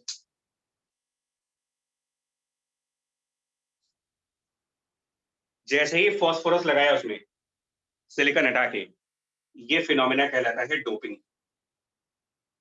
मतलब adding some other element into the pure silicon. जब तक यहाँ फास्फोरस नहीं था तब चारों तरफ सिलिकॉन थे, ये इंट्रिंसिक सेमीकंडक्टर है, इंट्रिंसिक। जैसे ही एक हटा और कोई एलिमेंट फास्फोरस आया, ये एक्सट्रिंसिक हो गया। इससे क्या हुआ, और ये ना के बराबर, मतलब ना के बराबर का मतलब ऐसा होता है, ये वही बात हो गई 1 किलो वाली जो भी आपसे कही थी कि 1 किलो ड्रग नहीं ले सकते आप, सबको मालूम चल जाएगा, तो फास्फोरस मिलाओ लेकिन मालूम किसी को ना चले, तो ये क्या किया जाता है 1 ppm, मतलब 1 पार्ट पर मिलियन, मिलियन सिलिकॉन एटम्स के बीच में एक फास्फोरस, क्या मालूम चलेगा किसी को? कुछ नहीं। ये डोपिंग कंसंट्रेशन होती है 1 पार्ट पर बिलियन। लेकिन इससे क्या हुआ, क्योंकि फास्फोरस फिफ्थ ग्रुप का एलिमेंट है, इसमें 5 इलेक्ट्रॉन है, तो इसके 4 इलेक्ट्रॉन तो वैसे ही हैं, मतलब सिलिकॉन जब था तो सिलिकॉन के पास भी 4 इलेक्ट्रॉन थे कोवेलेंट बॉन्डिंग में, उसकी जगह फास्फोरस लाए, फास्फोरस के 4 इलेक्ट्रॉन सिलिकॉन के 4 इलेक्ट्रॉन के साथ रिप्लेस हो गए, लेकिन इसका एक इलेक्ट्रॉन एक्स्ट्रा बच गया हमारे पास, फास्फोरस का एक इलेक्ट्रॉन एक्स्ट्रा बच गया, जो आउटर मोस्ट ऑर्बिट में है, मतलब न्यूक्लियस से बहुत टाइटली बाउंडेड नहीं है और ना ही किसी बॉन्डिंग में है, 5वां इलेक्ट्रॉन इसका फ्री हो गया, मतलब हमको फ्री इलेक्ट्रॉन मिल गया एक। इलेक्ट्रिक फील्ड में जो इलेक्ट्रॉन ड्रिफ्ट करते हैं वो फ्री वाले होते हैं, ऐसा थोड़ी है कि जो बॉन्डिंग में है वो इलेक्ट्रॉन निकल करके आपके इलेक्ट्रिक फील्ड की डायरेक्शन में चलेंगे, यानी कि अब इसमें कुछ कंडक्टिविटी आ गई, परफॉर्मेंस बढ़ गई इनकी डोपिंग की वजह से।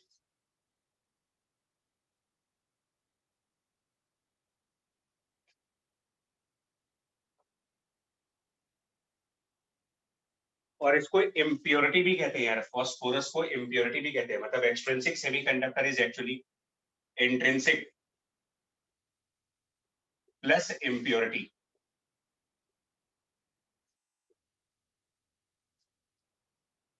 इम्प्योरिटी मतलब थर्ड और फिफ्थ ग्रुप एलिमेंट,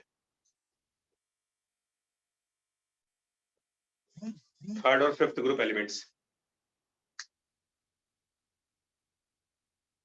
और इंट्रिंसिक मतलब हो गया प्योर सिलिकॉन या जर्मेनियम। अब बताएंगे इसका बैंड कंपोजिशन क्या होगा। बैंड कंपोजिशन बताइए 0 केल्विन पर क्या होगा। बोलो भाई, ये भी क्वेश्चन है। What is band composition of this. अच्छा, इसमें क्या हुआ, हमको फ्री क्या मिला, सुनिए फ्री क्या मिल रहा है, मतलब फ्री में क्या मिला, एक इलेक्ट्रॉन। इलेक्ट्रॉन मिला है और होल नहीं आया। नहीं, होल तो नहीं आया, इलेक्ट्रॉन तो आया ना। Yes sir. और इससे कंडक्टिविटी आएगी, मतलब करंट आएगी इससे। यस तो करंट इलेक्ट्रॉन्स की वजह से आएगी जिनमें नेगेटिव चार्ज है। इसको नाम देंगे n type semiconductor. N type मतलब नेगेटिव टाइप सेमीकंडक्टर, मतलब ऐसा सेमीकंडक्टर जिसके अंदर कंडक्टिविटी नेगेटिव चार्ज की वजह से है।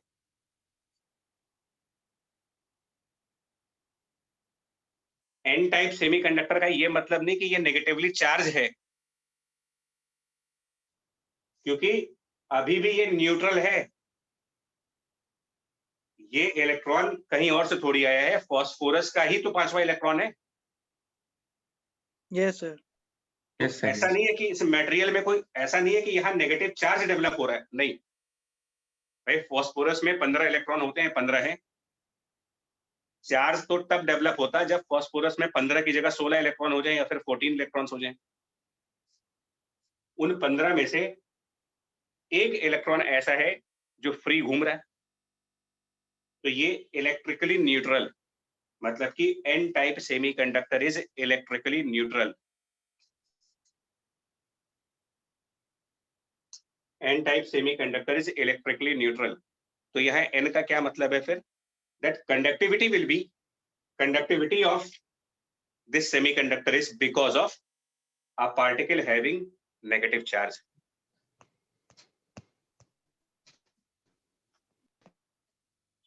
बैंड कंपोजिशन क्या बोलेंगे, ये सारे में जो बोल रहा हूं ना, यही सब क्वेश्चन आंसर मिलेंगे, किसी भी एक्सरसाइज उठा लीजिए आप। 0 केल्विन पर इंट्रिंसिक को रिकॉल करो क्या था। 0 केल्विन पर इंट्रिंसिक के बारे में क्या बताया गया था आपको। 0 केल्विन पर इंट्रिंसिक का बैंड कंपोजिशन, वैलेंस बैंड में क्या था और कंडक्शन बैंड में क्या था। कंप्लीटली सर 4n और 4n। नहीं, तो वैलेंस बैंड में क्या बोला था आपसे कि कंप्लीट फिल्ड होता है ना, कंप्लीटली फिल्ड। किसके साथ completely filled by which type of electrons. Valence with valence electrons. Valence electron. ठीक, और कंडक्शन बैंड एम्प्टी, पूरा खाली पड़ा है, कुछ नहीं उसमें। ये इंट्रिंसिक का है, इंट्रिंसिक का, उसमें इम्प्योरिटी ऐड कर दो, इम्प्योरिटी ऐड करो उसमें। कंडक्शन बैंड में कुछ एक दो इम्प्योरिटी की वजह से क्या आ रहा है, इलेक्ट्रॉन्स आ रहे हैं। समझ पाए, मतलब एक्स्ट्रा क्या मिला मेरे को, एक्स्ट्रा क्या मिला, एक इलेक्ट्रॉन ही तो तुमको एक्स्ट्रा मिल रहा है। Yes sir. तो 0 केल्विन पर ये होगा प्लस, यहाँ दिख रहा है कि नहीं दिख रहा है, नहीं दिखेगा शायद, प्लस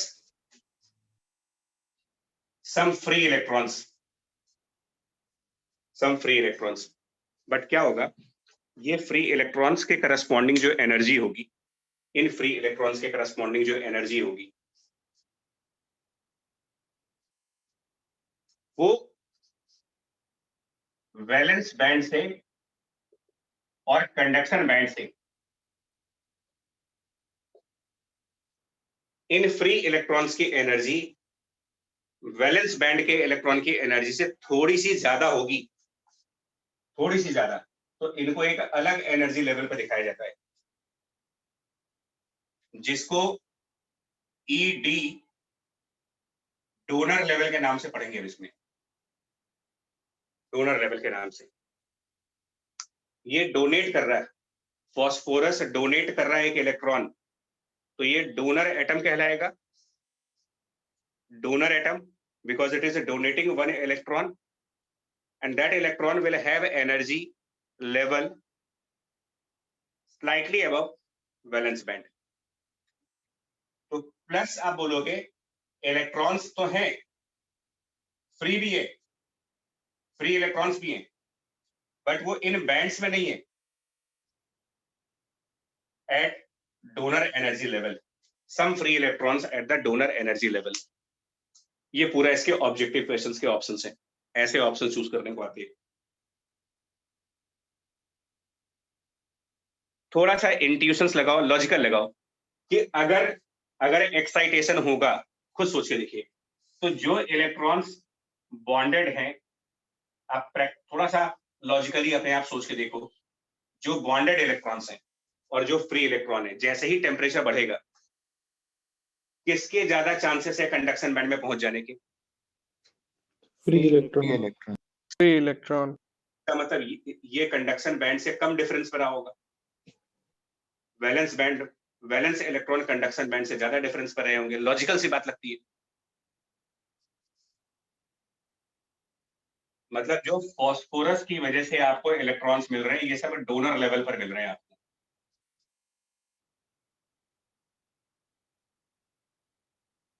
यही पूछा जाता है कहाँ पे होंगे, कब कौन सा इलेक्ट्रॉन कहाँ मिलेगा, तो एक ये ऑप्शन भी याद करना है। Excuse me sir. सर ये कंडक्शन बैंड और वैलेंस बैंड के बीच में तो फॉरबिडन गैप होता है सर, तो यहाँ पे कोई भी एनर्जी लेवल पे इलेक्ट्रॉन्स रह कैसे सकते हैं? नहीं तो फॉरबिडन का मतलब कि यहाँ पर एनर्जी अलाउ नहीं है ना। लेकिन वो तब थी जब हमने प्योर सिलिकॉन लिया था, तो इम्प्योरिटी डाल करके हम क्या कर रहे हैं, नॉट अलाउड एनर्जी लेवल्स में से एक एनर्जी को अलाउ करवा दे रहे हो। Okay sir, okay sir. जो एनर्जी लेवल्स पहले अलाउ नहीं थे, उनमें एक एनर्जी लेवल को हमने अलाउ कर दिया कि चलो इम्प्योरिटी की वजह से आप अलाउ हो गए, और जिस एनर्जी लेवल को हमने अलाउ करवाया है फॉरबिडन गैप में, उसको डोनर लेवल का नाम दे दिया। Okay sir. सर हाँ जी, सर अगर इसमें पूछेगी कि 0 केल्विन पे परफेक्टली कंडक्टिंग है कि इंसुलेटिंग है, तो क्या होगा? Partially conducting. कंडक्टर है, because we have some free electrons. Okay sir. भाई कंडक्टर क्या बोलते हो, ऐसे मटेरियल जिनमें फ्री इलेक्ट्रॉन है, तो कुछ तो है ना फ्री इलेक्ट्रॉन्स। Yes sir. हाँ जी। अब आइए 0 केल्विन से ऊपर बढ़ते हैं 300 केल्विन पे। अब क्या होगा? 300 केल्विन पे आ गए, क्या होगा? पहले इंट्रिंसिक के बारे में सोचो, क्या हुआ था इंट्रिंसिक में। अभी भूल जाओ फॉस्फोरस को। तो हुआ ये था कि वैलेंस के कुछ इलेक्ट्रॉन ऊपर भाग गए थे, उससे वैलेंस बैंड में क्या आ गए थे, holes.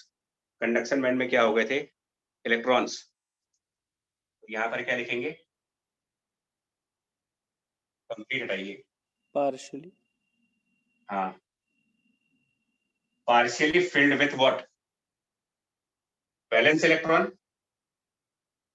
and holes. and plus holes. Conduction band में फ्री इलेक्ट्रॉन्स मिलेंगे मुझे, बट पूरी तरीके से नहीं। Partial field free electrons. और अगर वैलेंस बैंड के इलेक्ट्रॉन कंडक्शन बैंड में शिफ्ट हो गए, तो डोनर लेवल वाले भी शिफ्ट हो गए होंगे। अब डोनर लेवल बचेगा ही नहीं। तो partial field with free electrons.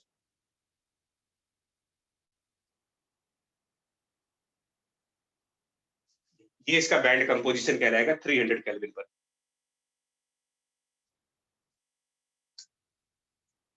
Donor level 0 kelvin पे होगा, बाकी आगे नहीं, बिकॉज ये जब यहाँ के इलेक्ट्रॉन थर्मली एक्साइट करके ऊपर जा सकते हैं, जिनका एनर्जी डिफरेंस ज्यादा है, तो कम डिफरेंस वाले भी एक्साइट कर गए होंगे।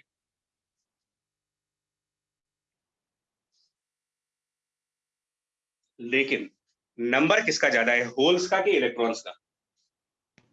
इलेक्ट्रॉन्स का इलेक्ट्रॉन्स क्यों इलेक्ट्रॉन्स ना क्यों सर क्योंकि extra free sir electron donor वाले आया है। एक्स्ट्रा एक्स्ट्रा इलेक्ट्रॉन्स है सर हाँ, कुछ Phosphorus एडिशनल इलेक्ट्रॉन फॉस्फोरस से मिल गए आपको।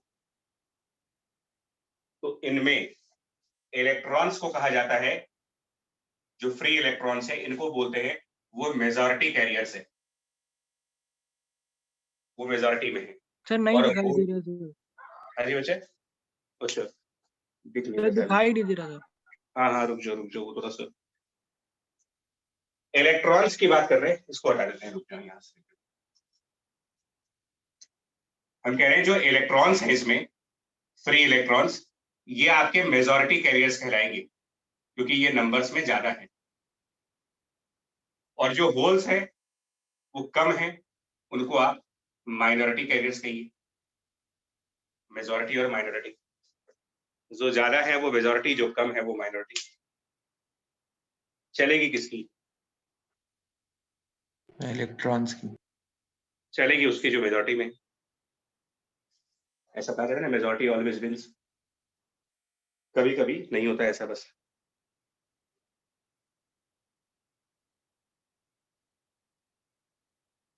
यानी इस केस में number of electrons will be very high as compare to number of holes. बराबर नहीं होंगे, जो इंट्रिंसिक में बराबर थे यहां बराबर नहीं है।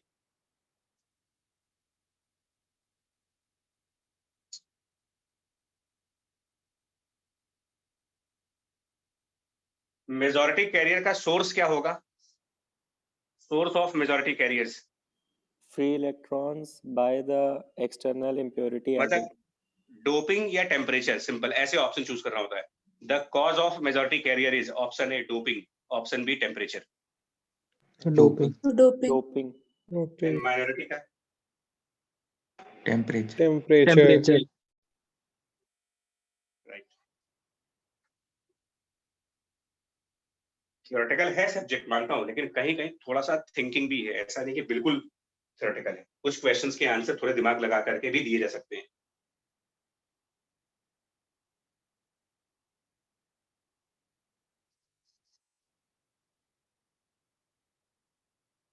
अब अगर हम इसमें डोपिंग करें थर्ड ग्रुप एलिमेंट एल्यूमिनियम की, थर्ड ग्रुप एलिमेंट एल्यूमिनियम उठा लो। मतलब जहां पर पहले पूरा सिलिकॉन था, रात में गए चोरी करने गए और एक सिलिकॉन को वहां से गायब कर दिया और उसकी जगह बिठा दिया एल्यूमिनियम को, लोगों को पता भी नहीं चला। आप सोचो, सिलिकॉन की एक दुनिया है, सब जगह सिलिकॉन थे, आप रात में गए एल्यूमिनियम उठा करके ले गए, एक सिलिकॉन एटम को चुराया, उसकी जगह एल्यूमिनियम फिट किया और भाग गए। किसी को नहीं पता चला, लोगों को लग रहा सब कुछ पहले जैसा ही है, पर सब कुछ पहले जैसा नहीं है। क्या चेंज मिल गया आपको अगर हम एक सिलिकॉन एटम को रिप्लेस कर दें, एक सिलिकॉन एटम को रिप्लेस करके एल्यूमिनियम लगा दें, क्या चेंज मिल गया मेरे को? बॉन्डिंग के लिए कम मिलेगा। एक कम बॉन्डिंग में एक इलेक्ट्रॉन कम हो गया। मतलब कि पहले 4 इलेक्ट्रॉन थे सिलिकॉन के बाहर, अब 3 है, तो एक इलेक्ट्रॉन रहा ही नहीं, तो एक बॉन्ड हम मिसिंग दिखाएंगे, उसको डॉटेड लाइन से दिखा दे रहे। डॉटेड लाइन ये इंडिकेट कर रहे हैं कि यहाँ पर कोवेलेंट बॉन्ड तो बना, लेकिन इधर से तो इलेक्ट्रॉन मिला, इधर से नहीं मिला आपको। नॉर्मल कोवेलेंट बॉन्ड में आप दोनों साइड से इलेक्ट्रॉन शेयर करते हो, इधर भी इलेक्ट्रॉन इधर भी इलेक्ट्रॉन। इसमें एक साइड से तो इलेक्ट्रॉन मिल रहा, दूसरे साइड से नहीं मिल रहा। जबकि चोरी करने से पहले, मतलब कि डोपिंग करने से पहले, यहां पर जब सिलिकॉन था, जब पहले यहां सिलिकॉन था तो यहां भी इलेक्ट्रॉन थे। हमने सिलिकॉन को रिप्लेस कर दिया एल्यूमिनियम से, उस रिप्लेसमेंट फिनोमेना में ये इलेक्ट्रॉन रिप्लेस हो गया और यहां कुछ नहीं बचा।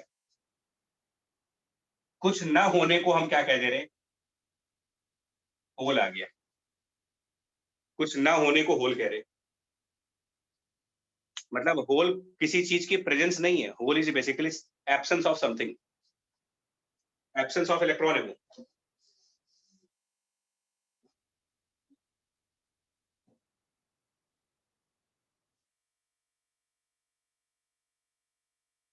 अच्छा, सुनने में आपके मन में ये भी जरूर आएगा कि यार ये कौन सा बॉन्ड हो गया कोवेलेंट बॉन्ड जहां एक तरफ इलेक्ट्रॉन है एक तरफ नहीं है। ये भी सुनने में हो सकता है कि ऐसा मिल जाए कुछ।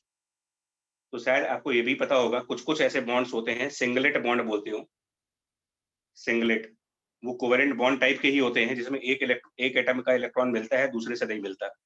Coordinated bond. Sir coordinated bond. पता नहीं, हमने अपने टाइम सिंगलेट पढ़ा था, डबलेट और सिंगलेट के नाम से पढ़ा था।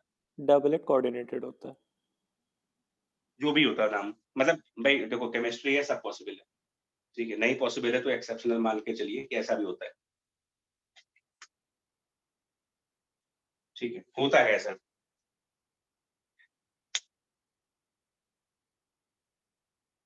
तो इसमें क्या हुआ, now we have absence of electron but still charge develop नहीं हुआ। एब्सेंस ऑफ इलेक्ट्रॉन का मतलब ये नहीं कि यहाँ पॉजिटिव चार्ज है। पॉजिटिव चार्ज आता है by the transfer of electron. जब एक बॉडी से इलेक्ट्रॉन निकल कर दूसरी बॉडी में चला जाए तब पॉजिटिव चार्ज आता है। इलेक्ट्रॉन है ही नहीं एल्यूमिनियम में, ट्रांसफर कहां हुआ इसमें से? तो अभी भी इलेक्ट्रिकली न्यूट्रल है हम, इलेक्ट्रिकली न्यूट्रल।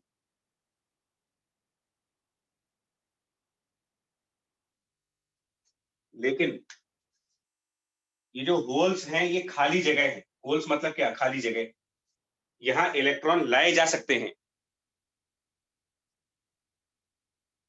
और अब आप इन होल्स को इस तरीके से समझिएगा। होल्स को कैसे समझ सकते हैं ना, इसका एक एग्जांपल दे रहा हूं। हमारे पास कई सारी बेंचेस हैं, मतलब कई सारी चेयर्स हैं, कई सारी चेयर्स, और सब पे कुछ पर्सन्स हैं। मान लीजिए सब पे एक पर्सन्स हैं और लास्ट वाली वैकेंट है, एक चेयर वैकेंट है इसमें। तो आप वैकेंट चेयर को होल कह दीजिए, और बाकी जिन चेयर्स पर पर्सन्स हैं वो सब हमारे वैलेंस इलेक्ट्रॉन के तरीके से। क्योंकि एक चेयर खाली है तो ये पॉसिबल है कि ये सारे पर्सन शिफ्ट कर जाएं, मतलब 1 2 3 4 5। तो पर्सन 1 आगे शिफ्ट कर जाएगा, पर्सन 2 पीछे आ गया, मतलब पर्सन 1 आगे शिफ्ट कर गया, और 2 3 4 अभी ऐसे है। तो जैसे ही पर्सन 1 आगे बढ़ा, जो वैकेंट चेयर थी वो यहाँ पे आ गई। फिर ये वाला पर्सन आगे चला जाएगा तो ये वाली चेयर वैकेंट हो जाएगी। फिर ये पर्सन आगे जाएगा, मतलब जैसे जैसे पर्सन्स आगे बढ़ेंगे वैकेंट चेयर किस तरफ हो रही है? लेफ्ट साइड, पीछे। तो क्या एक्चुअल में उस वैकेंट चेयर को उठा करके पीछे ले जा रहे हो, कि हम चेयर को उठा के पीछे ले जा रहे हैं? नहीं no sir. Sir. No sir. Chair तो अपनी जगह पे ही थी, लेकिन पर्सन्स के आगे बढ़ने से ऐसा लग रहा है कि वैकेंट चेयर पीछे जा रही है। तो इसमें भी ऐसा ही यस होता है, सर।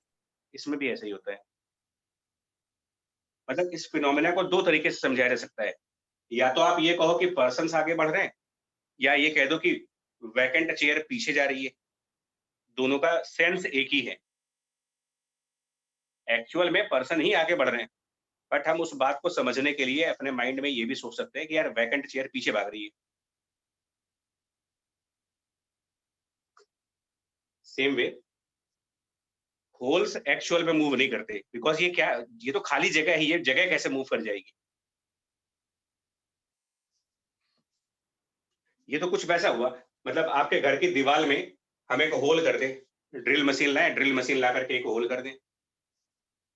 अब क्या करें, उस होल को भरने के लिए यहां से सीमेंट निकाला, बगल से, बगल में ड्रिल किया, और यहां से मटेरियल निकाल के पहला वाला होल भर दो, फिल कर दो। लेकिन अब यहां होल हो गया, इसको फिल करने के लिए इससे बगल में ड्रिलिंग मशीन लगाई, यहां से मटेरियल निकाला, यहां फिल किया, बगल में होल आ गया। तो आप एक होल बंद कर रहे हो, अगला वाला होल जनरेट हो रहा है। कुछ ऐसा ही होता है यहाँ पर भी। क्या होता है, ये जो वैलेंस इलेक्ट्रॉन्स हैं, जितने भी आपके वैलेंस इलेक्ट्रॉन्स हैं, वैलेंस इलेक्ट्रॉन्स शिफ्ट करते हैं होल्स में। तो जब वैलेंस इलेक्ट्रॉन होल में शिफ्ट करेंगे तो यहां पर खाली जगह आ जाएगी। मतलब एक्चुअल में होल्स नहीं मूव करते हैं, मूव कौन कर रहा है इसमें रियल में, रियलिस्टिक कंडीशंस में अगर पूछा जाए कि क्या Electrons. मूव कर, किस टाइप के, फ्री या balance? free electrons. Free Valence. Free electrons. बहुत इंपॉर्टेंट है चीजों के आंसर देने के लिए और अच्छी तरीके से आंसर देने के लिए, बड़ा इंपॉर्टेंट है कि motion of holes is actually motion of valence electrons.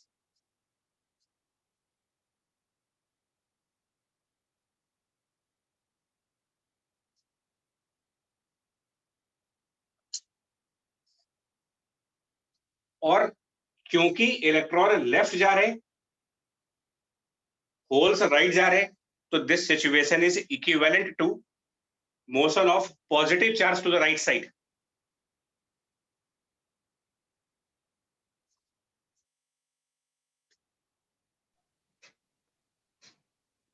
यानी होल्स को एक वर्चुअल पॉजिटिव चार्ज की तरीके से ट्रीट किया जाएगा, वर्चुअल पॉजिटिव चार्ज।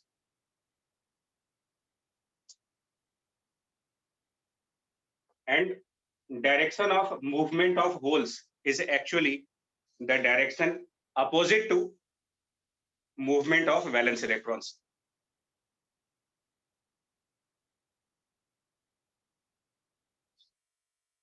तो जब भी मैं ये कहूंगा ना, या बुक में कहीं भी आप पढ़ोगे और ये लिखा हो कि होल्स आर मूविंग, तो आपके माइंड में आप बोलो, भले कहने को आप कह दो कि holes are moving, but mentally आपको पता होना चाहिए इसका मतलब कि उल्टी डायरेक्शन में वैलेंस इलेक्ट्रॉन भाग रहे हैं।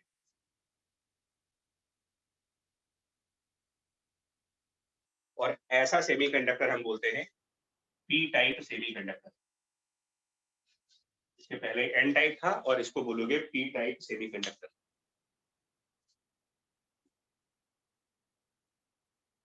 पॉजिटिव टाइप, इसका मतलब ये पॉजिटिवली चार्ज मटेरियल नहीं है, बार बार बोल रहा हूं आपसे, मटेरियल पॉजिटिवली चार्ज नहीं है। पी टाइप इसलिए कह रहे हैं कि conductivity is due to a virtual positive charge, conductivity is due to a virtual positive charge, ये आपसे कह रहे हैं।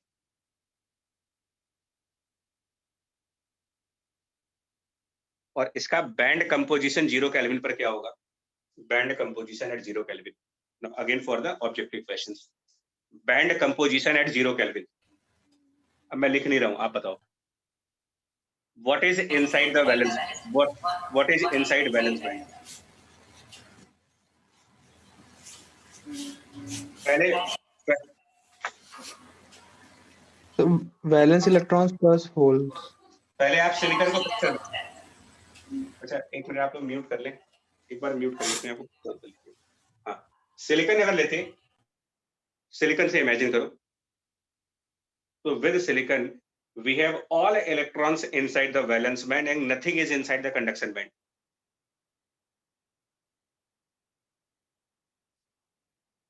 तो 0 केल्विन पर हम क्या बोलेंगे?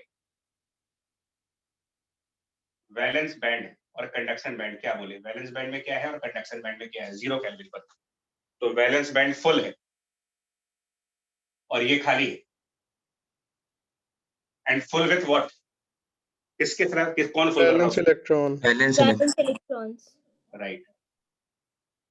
तो VE लिख रहे हैं, VE stand for the valence electron. Space का लिमिटेशन है मेरे पास। दिस फुल है, हाउसफुल चल रहा है ये वैलेंस इलेक्ट्रॉन्स के साथ, और कंडक्शन बैंड में कोई जाने को तैयार नहीं है, खाली बैठा हुआ है। ये कहानी 0 केल्विन की। लेकिन जैसे ही सिलिकॉन को आपने एल्यूमिनियम से रिप्लेस किया, तो एक इलेक्ट्रॉन तो गया यहां से। मतलब क्या मिल गया मुझे? क्या मिल गया? सर एक होल मिल वैलेंस गया। है जी बच्चा? वैलेंस बैंड फुल नहीं है इलेक्ट्रॉन से।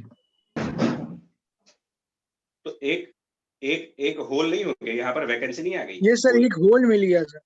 तो क्या सिचुएशन रहने की जानते हैं?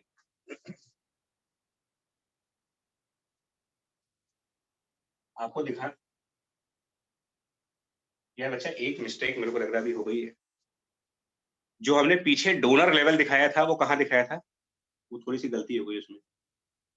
डोनर लेवल जो Valence सर band के अबव वैलेंस बैंड, वो थोड़ा सा Above मिस्टेक valence हो, उसको रेक्टिफाई करिए। वो कंडक्शन के जस्ट नीचे दिखाइए, कंडक्शन के जस्ट नीचे, क्योंकि वो फ्री इलेक्ट्रॉन्स की वजह से था ना यार। तो फ्री इलेक्ट्रॉन्स का एनर्जी लेवल कंडक्शन बैंड के ही जस्ट नीचे दिखेगा आपको।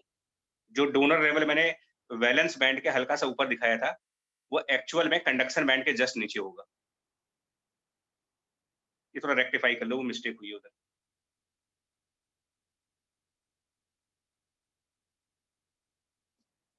इसमें क्या होता है वैलेंस बैंड और कंडक्शन बैंड में,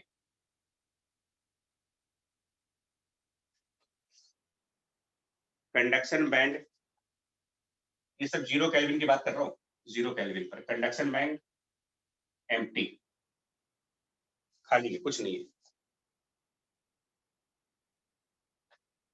वैलेंस बैंड बोलो क्या बताया जाए, वैलेंस बैंड में क्या valence मिलेगा? electrons plus partially filled holes. With valence Sir, electron partially and filled with partially with valence hole. electrons and plus holes. Partially filled नहीं बोलोगे यार, ये कंप्लीटली फील्ड बोलोगे। ये Yes, sir. completely- Yes, sir. Yes, sir. भाई मेरे को सुनो, एल्यूमिनियम में जितने एनर्जी स्टेट है वो सब तो भरे हैं, खाली कहाँ है? यहाँ सिलिकॉन है ही नहीं अब। तो अब जो एनर्जी लेवल है तो एल्यूमिनियम से देखो आप, तो ये फुल है।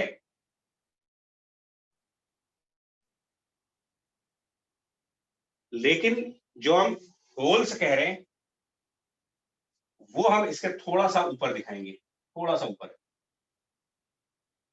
मतलब आपके माइंड में क्या चल रहा था कि होल्स वैलेंस बैंड में होने चाहिए, बट वो थोड़ा सा इससे डिफर करते हैं।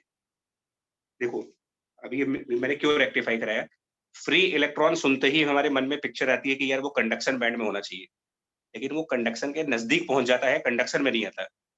ऐसे ही होल्स सुनते ही हमारे मन में पिक्चर ये आएगी कि यार ये वैलेंस बैंड में होना चाहिए, लेकिन वो वैलेंस बैंड में एग्जैक्टली नहीं होगा, थोड़ा सा उससे डिफर करेगा। और इसको ई एक्सेप्टर लेवल, उसको डोनर कहा था, इसको एक्सेप्टर कह रहे हो, because it can accept the electrons. Acceptor level because it can accept electrons. और यहां पर होल्स होते हैं। तो मैं एक बार फिर से आंसर बोल रहा हूँ, 0 केल्विन पर पी टाइप सेमीकंडक्टर 0 केल्विन, सुनिएगा, valence band filled with valence electron, conduction band totally empty, and there is acceptor energy level with holes.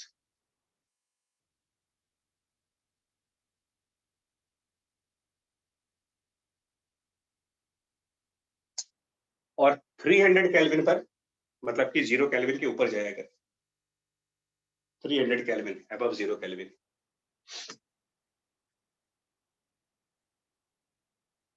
Zero वाला लिख लियो कि नहीं लिख लियो भाई? 0 वाला कंप्लीट हो गया तो बताइए, इसी में तो चेंज यही करेगी। लिख लिया सर। 300 वाले का आंसर सुनिएगा, इसके आंसर्स। कुछ इलेक्ट्रॉन वैलेंस बैंड से निकल के कंडक्शन में घुस गए, तो conduction band partially filled with free electron लिखिएगा, conduction band partially filled with free electron.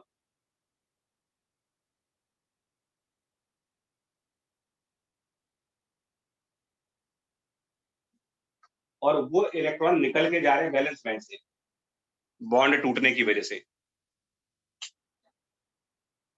तो क्या वैलेंस बैंड में होल्स नहीं आ जाएंगे? Yes, sir. Yes sir. Yes, sir. Valence band with holes. Yes, sir. अब मेजॉरिटी कौन है? होल्स। Holes. तो मेजॉरिटी होल्स हैं, माइनॉरिटी फ्री इलेक्ट्रॉन।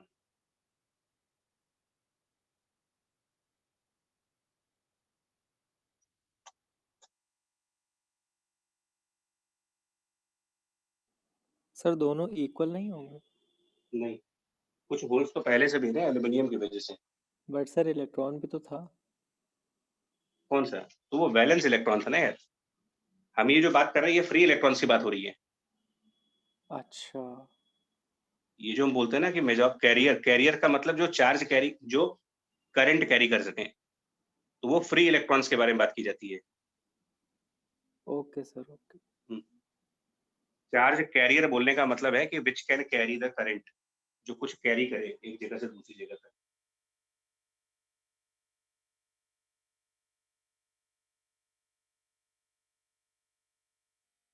सर कुछ इलेक्ट्रॉन्स ईए वाले बैंड के होल्स में भी आ जाएंगे। बिल्कुल आएंगे।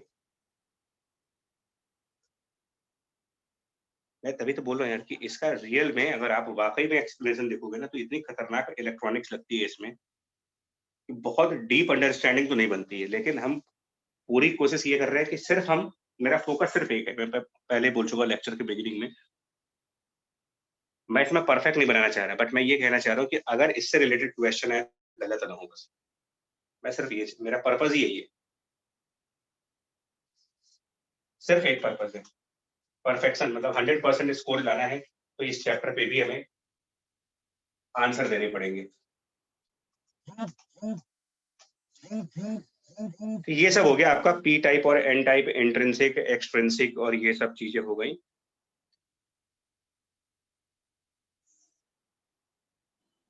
सर एक चीज़ और पूछनी थी। हाँ जी। अगर यही पिछले वाला डायग्राम पेपर में भी आए और मल्टी करेक्ट क्वेश्चन में मानिए आ जाए और पहला ऑप्शन लिखा जाए कि movement of the current is due to movement of electron towards the left, और दूसरे ऑप्शन में लिखा हो कि movement of the current is due to the movement of holes to the right, तो क्या बोथ सही होंगे या फिर ए या बी? अगर दोनों है तो फिर ए सही है, इलेक्ट्रॉन्स वाला। अगर दोनों ऑप्शंस हैं तो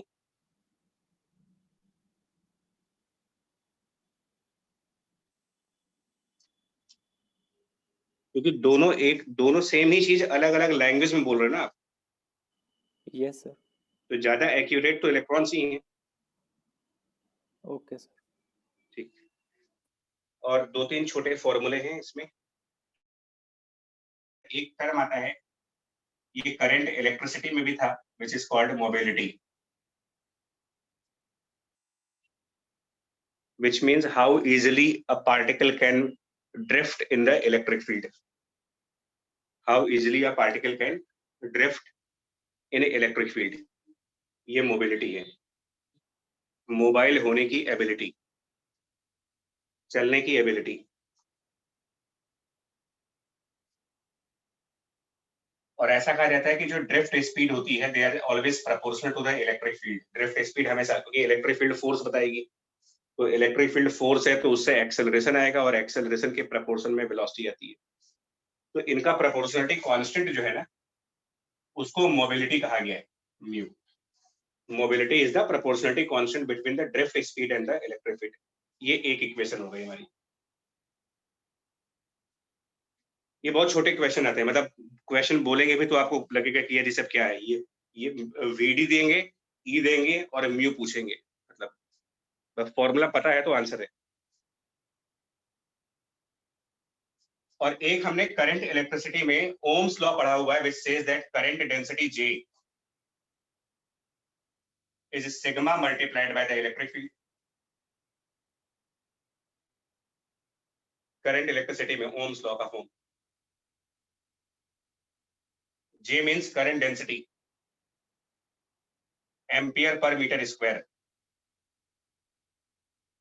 यहां से इलेक्ट्रिक फील्ड को रिप्लेस कर दीजिए, तो एक रिलेशन बन जाएगा, current density J equal to sigma into drift speed divided by mu.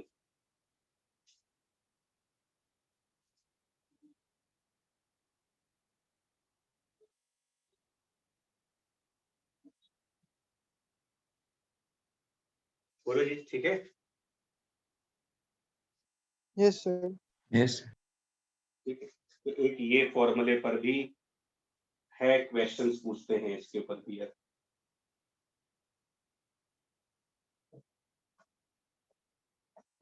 और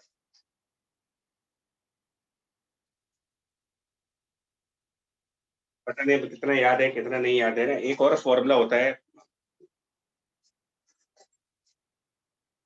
जे, मतलब एक फॉर्मूला करंट इलेक्ट्रिसिटी में नहीं था, I equals to NEADD। Yes sir.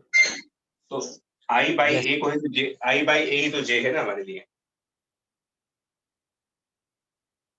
तो हम ये भी तो कह सकते हैं यार J इक्वल टू, मतलब J equals to NEVD, NEVD, VD इससे रिप्लेस कर दो। मतलब अलग अलग तरीके हैं लिखने के यार, कोई कुछ ऐसे लिख रहा है कोई ऐसे लिख रहा है, इनके ऊपर क्वेश्चंस बहुत आते हैं। खाली फॉर्मूले मैनिपुलेट करने होते हैं, मतलब एक एक फॉर्मूला इधर से उधर उधर से इधर, ये सब करना होता है।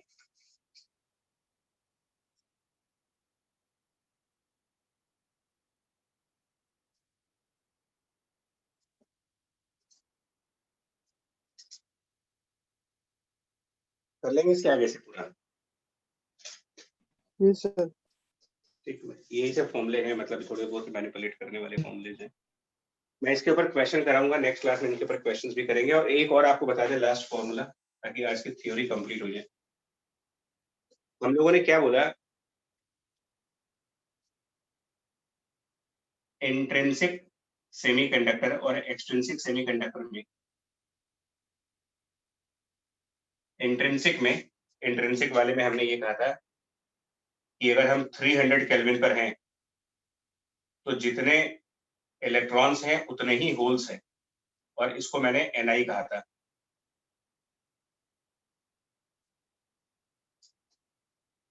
और एक्सट्रिंसिक वाले में हम लोग ये कह रहे हैं कि मान लो N टाइप है, अगर N टाइप तो इलेक्ट्रॉन काफी ज्यादा होंगे, अगर वो N टाइप है तो। और अगर P टाइप है तो होल्स काफी ज्यादा होंगे।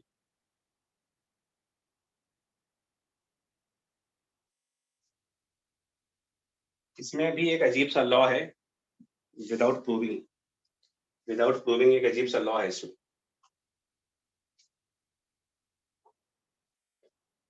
वो ये कहता है यार कि इलेक्ट्रॉन और होल्स का जो कंसंट्रेशन होता है, चाहे वो N टाइप हो चाहे वो P टाइप हो, इनका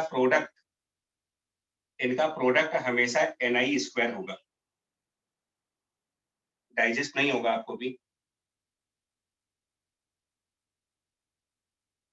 बस ये भी याद करने के लिए लॉ ऑफ मास एक्शन के नाम से बताया गया है।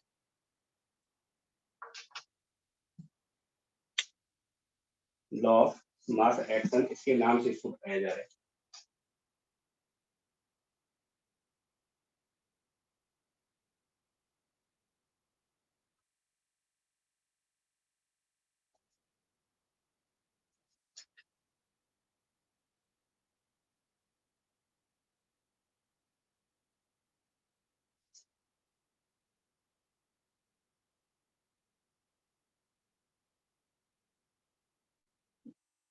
ये समझ ही नहीं आया होगा क्या बोला गया है।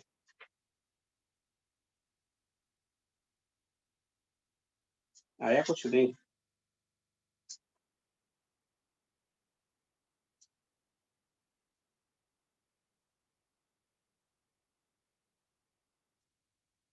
कोई है नहीं है भैया? सर है सर। सर इसमें समझना क्या है सर, फॉर्मूला है सर, क्वेश्चन आ गया तो लगा देंगे सर। लेकिन देखो इसमें लगाने में ना एक पंगा है, इसमें लगाने में पंगा है। अजीब सा मैं क्वेश्चन देख रहा था, अगर मिल जाता मुझे तो देखूं क्वेश्चन कहाँ गया। इसलिए कि इंस्ट्रूमेंट, मतलब एक मोबाइल दूसरे में क्वेश्चन रखे थे लेकिन वो स्विच ऑफ हो गए। देखो ऐसे समझाते हैं, मान लो एक इंट्रिंसिक कंडक्टर है, सुनिएगा, एक इंट्रिंसिक सेमीकंडक्टर है और उसमें Ni की value 5 into 10 to the power 22 है पर centimetre cube. Suppose that, question कैसे आएगा वो बता दूं एक बार। उसके बाद कहते हैं कि जब हमने इसको डोपिंग की और इसको डोप किया, डोप्ड विद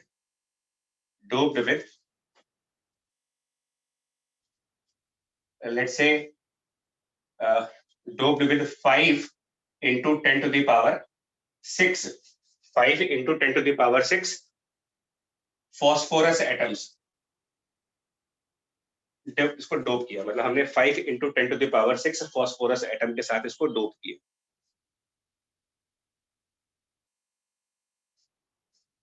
तो नंबर ऑफ होल्स कितने मिलेंगे और नंबर ऑफ इलेक्ट्रॉन्स कितने मिलेंगे, ऐसे क्वेश्चंस आते हैं इसमें.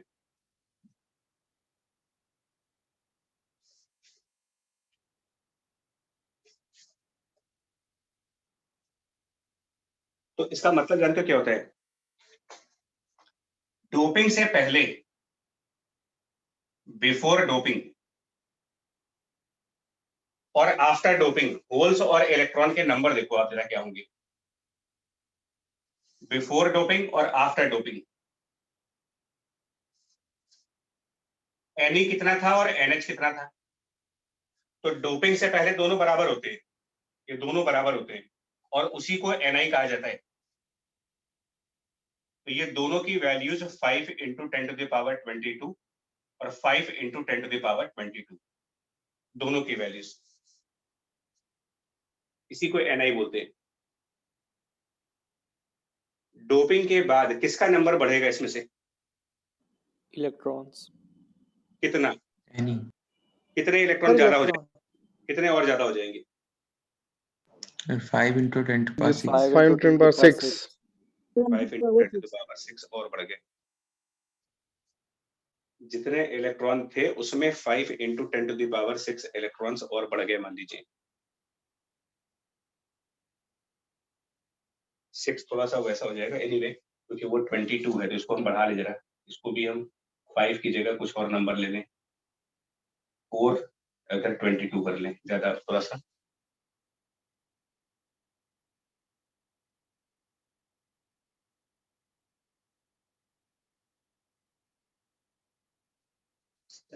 इसको ना आप एक काम करें 28 कर ले, अब सही है 28.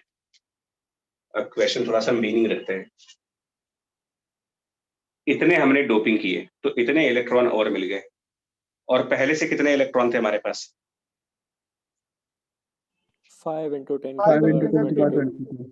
तो पहले से ये इलेक्ट्रॉन थे, डोप कर दिए इतने इलेक्ट्रॉन, टोटल कितने हो गए? टोटल देखिए जो पहले Ne है उसी को Ni लिख रहे हो और पहले NH है उसको भी Ni लिख रहे हो. अब टोटल कितना हो गया Ne?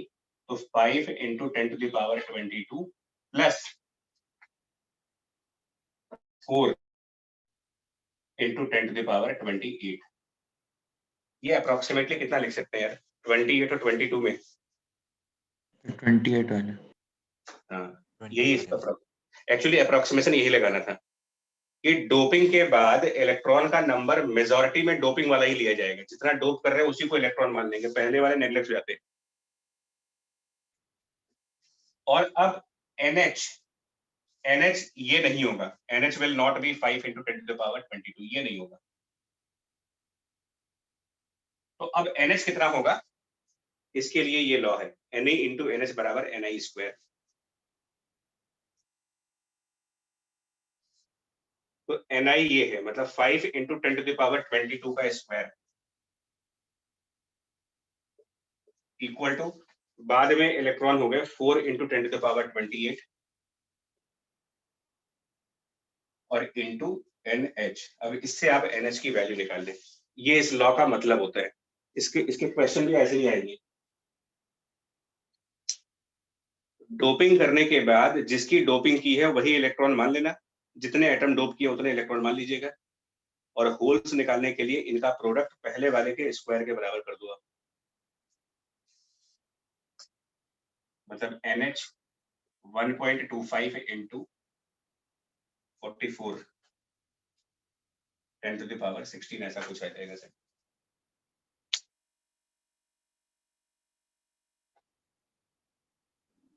सर लेकिन होल्स बढ़ेंगे कहाँ पर, मतलब किस उस बढ़ कहाँ रहे, घट रहे.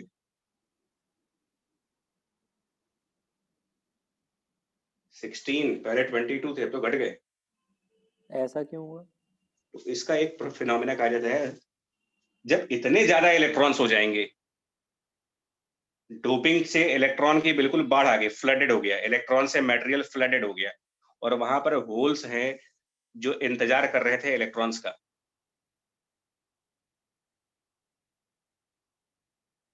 तो रिकम्बिनेशन प्रोसेस हो गया, इतने सारे इलेक्ट्रॉन आ गए कि कुछ होल्स में इलेक्ट्रॉन जाकर के ऑक्यूपाई हो गए और नंबर ऑफ होल्स रिड्यूस कर गए और एक ऐसा बैलेंस आ गया कि दोनों का प्रोडक्ट फिर से पहले वाले की स्क्वायर के बराबर आ गया। इसको रिकम्बिनेशन लॉ कहा गया है, रिकम्बिनेशन फिनोमिना, कि डोपिंग में रिकम्बिनेशन भी होगी। आप इलेक्ट्रॉन्स की डोपिंग करोगे तो होल्स रिड्यूस भी होंगे फिर पहले के कंपेयर में। रिकम्बिनेशन मतलब जो इलेक्ट्रॉन कहाँ डाला गया था भाई? इलेक्ट्रॉन जो डोपिंग वाला था वो कंडक्शन के जस्ट नीचे थे, तो ये डी एक्साइट होकर नीचे भी तो आ सकते हैं और यहाँ पर जो फ्री एनर्जी लेवल्स हैं उनमें जाकर के बैठ जाए।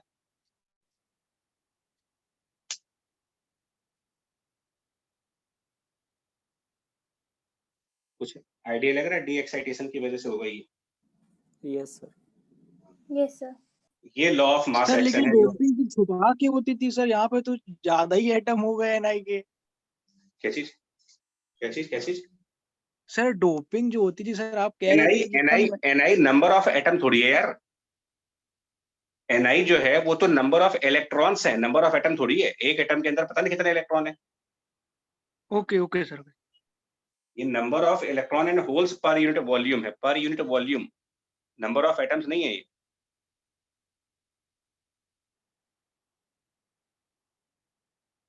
ठीक है? Yes sir. इसमें ये रखना, बस बता रहा हूँ, यही क्वेश्चंस आएंगे। एक मोबिलिटी के ऊपर भी आता है लेकिन अब वो आवाज नहीं कराएंगे, कल करा देंगे उसको, मोबिलिटी वगैरह के ऊपर क्वेश्चंस। और इसके बाद से PN junction, diode, rectifier, transistor. Sir तो कल लेगेसी मेंटेन होगी कि नहीं?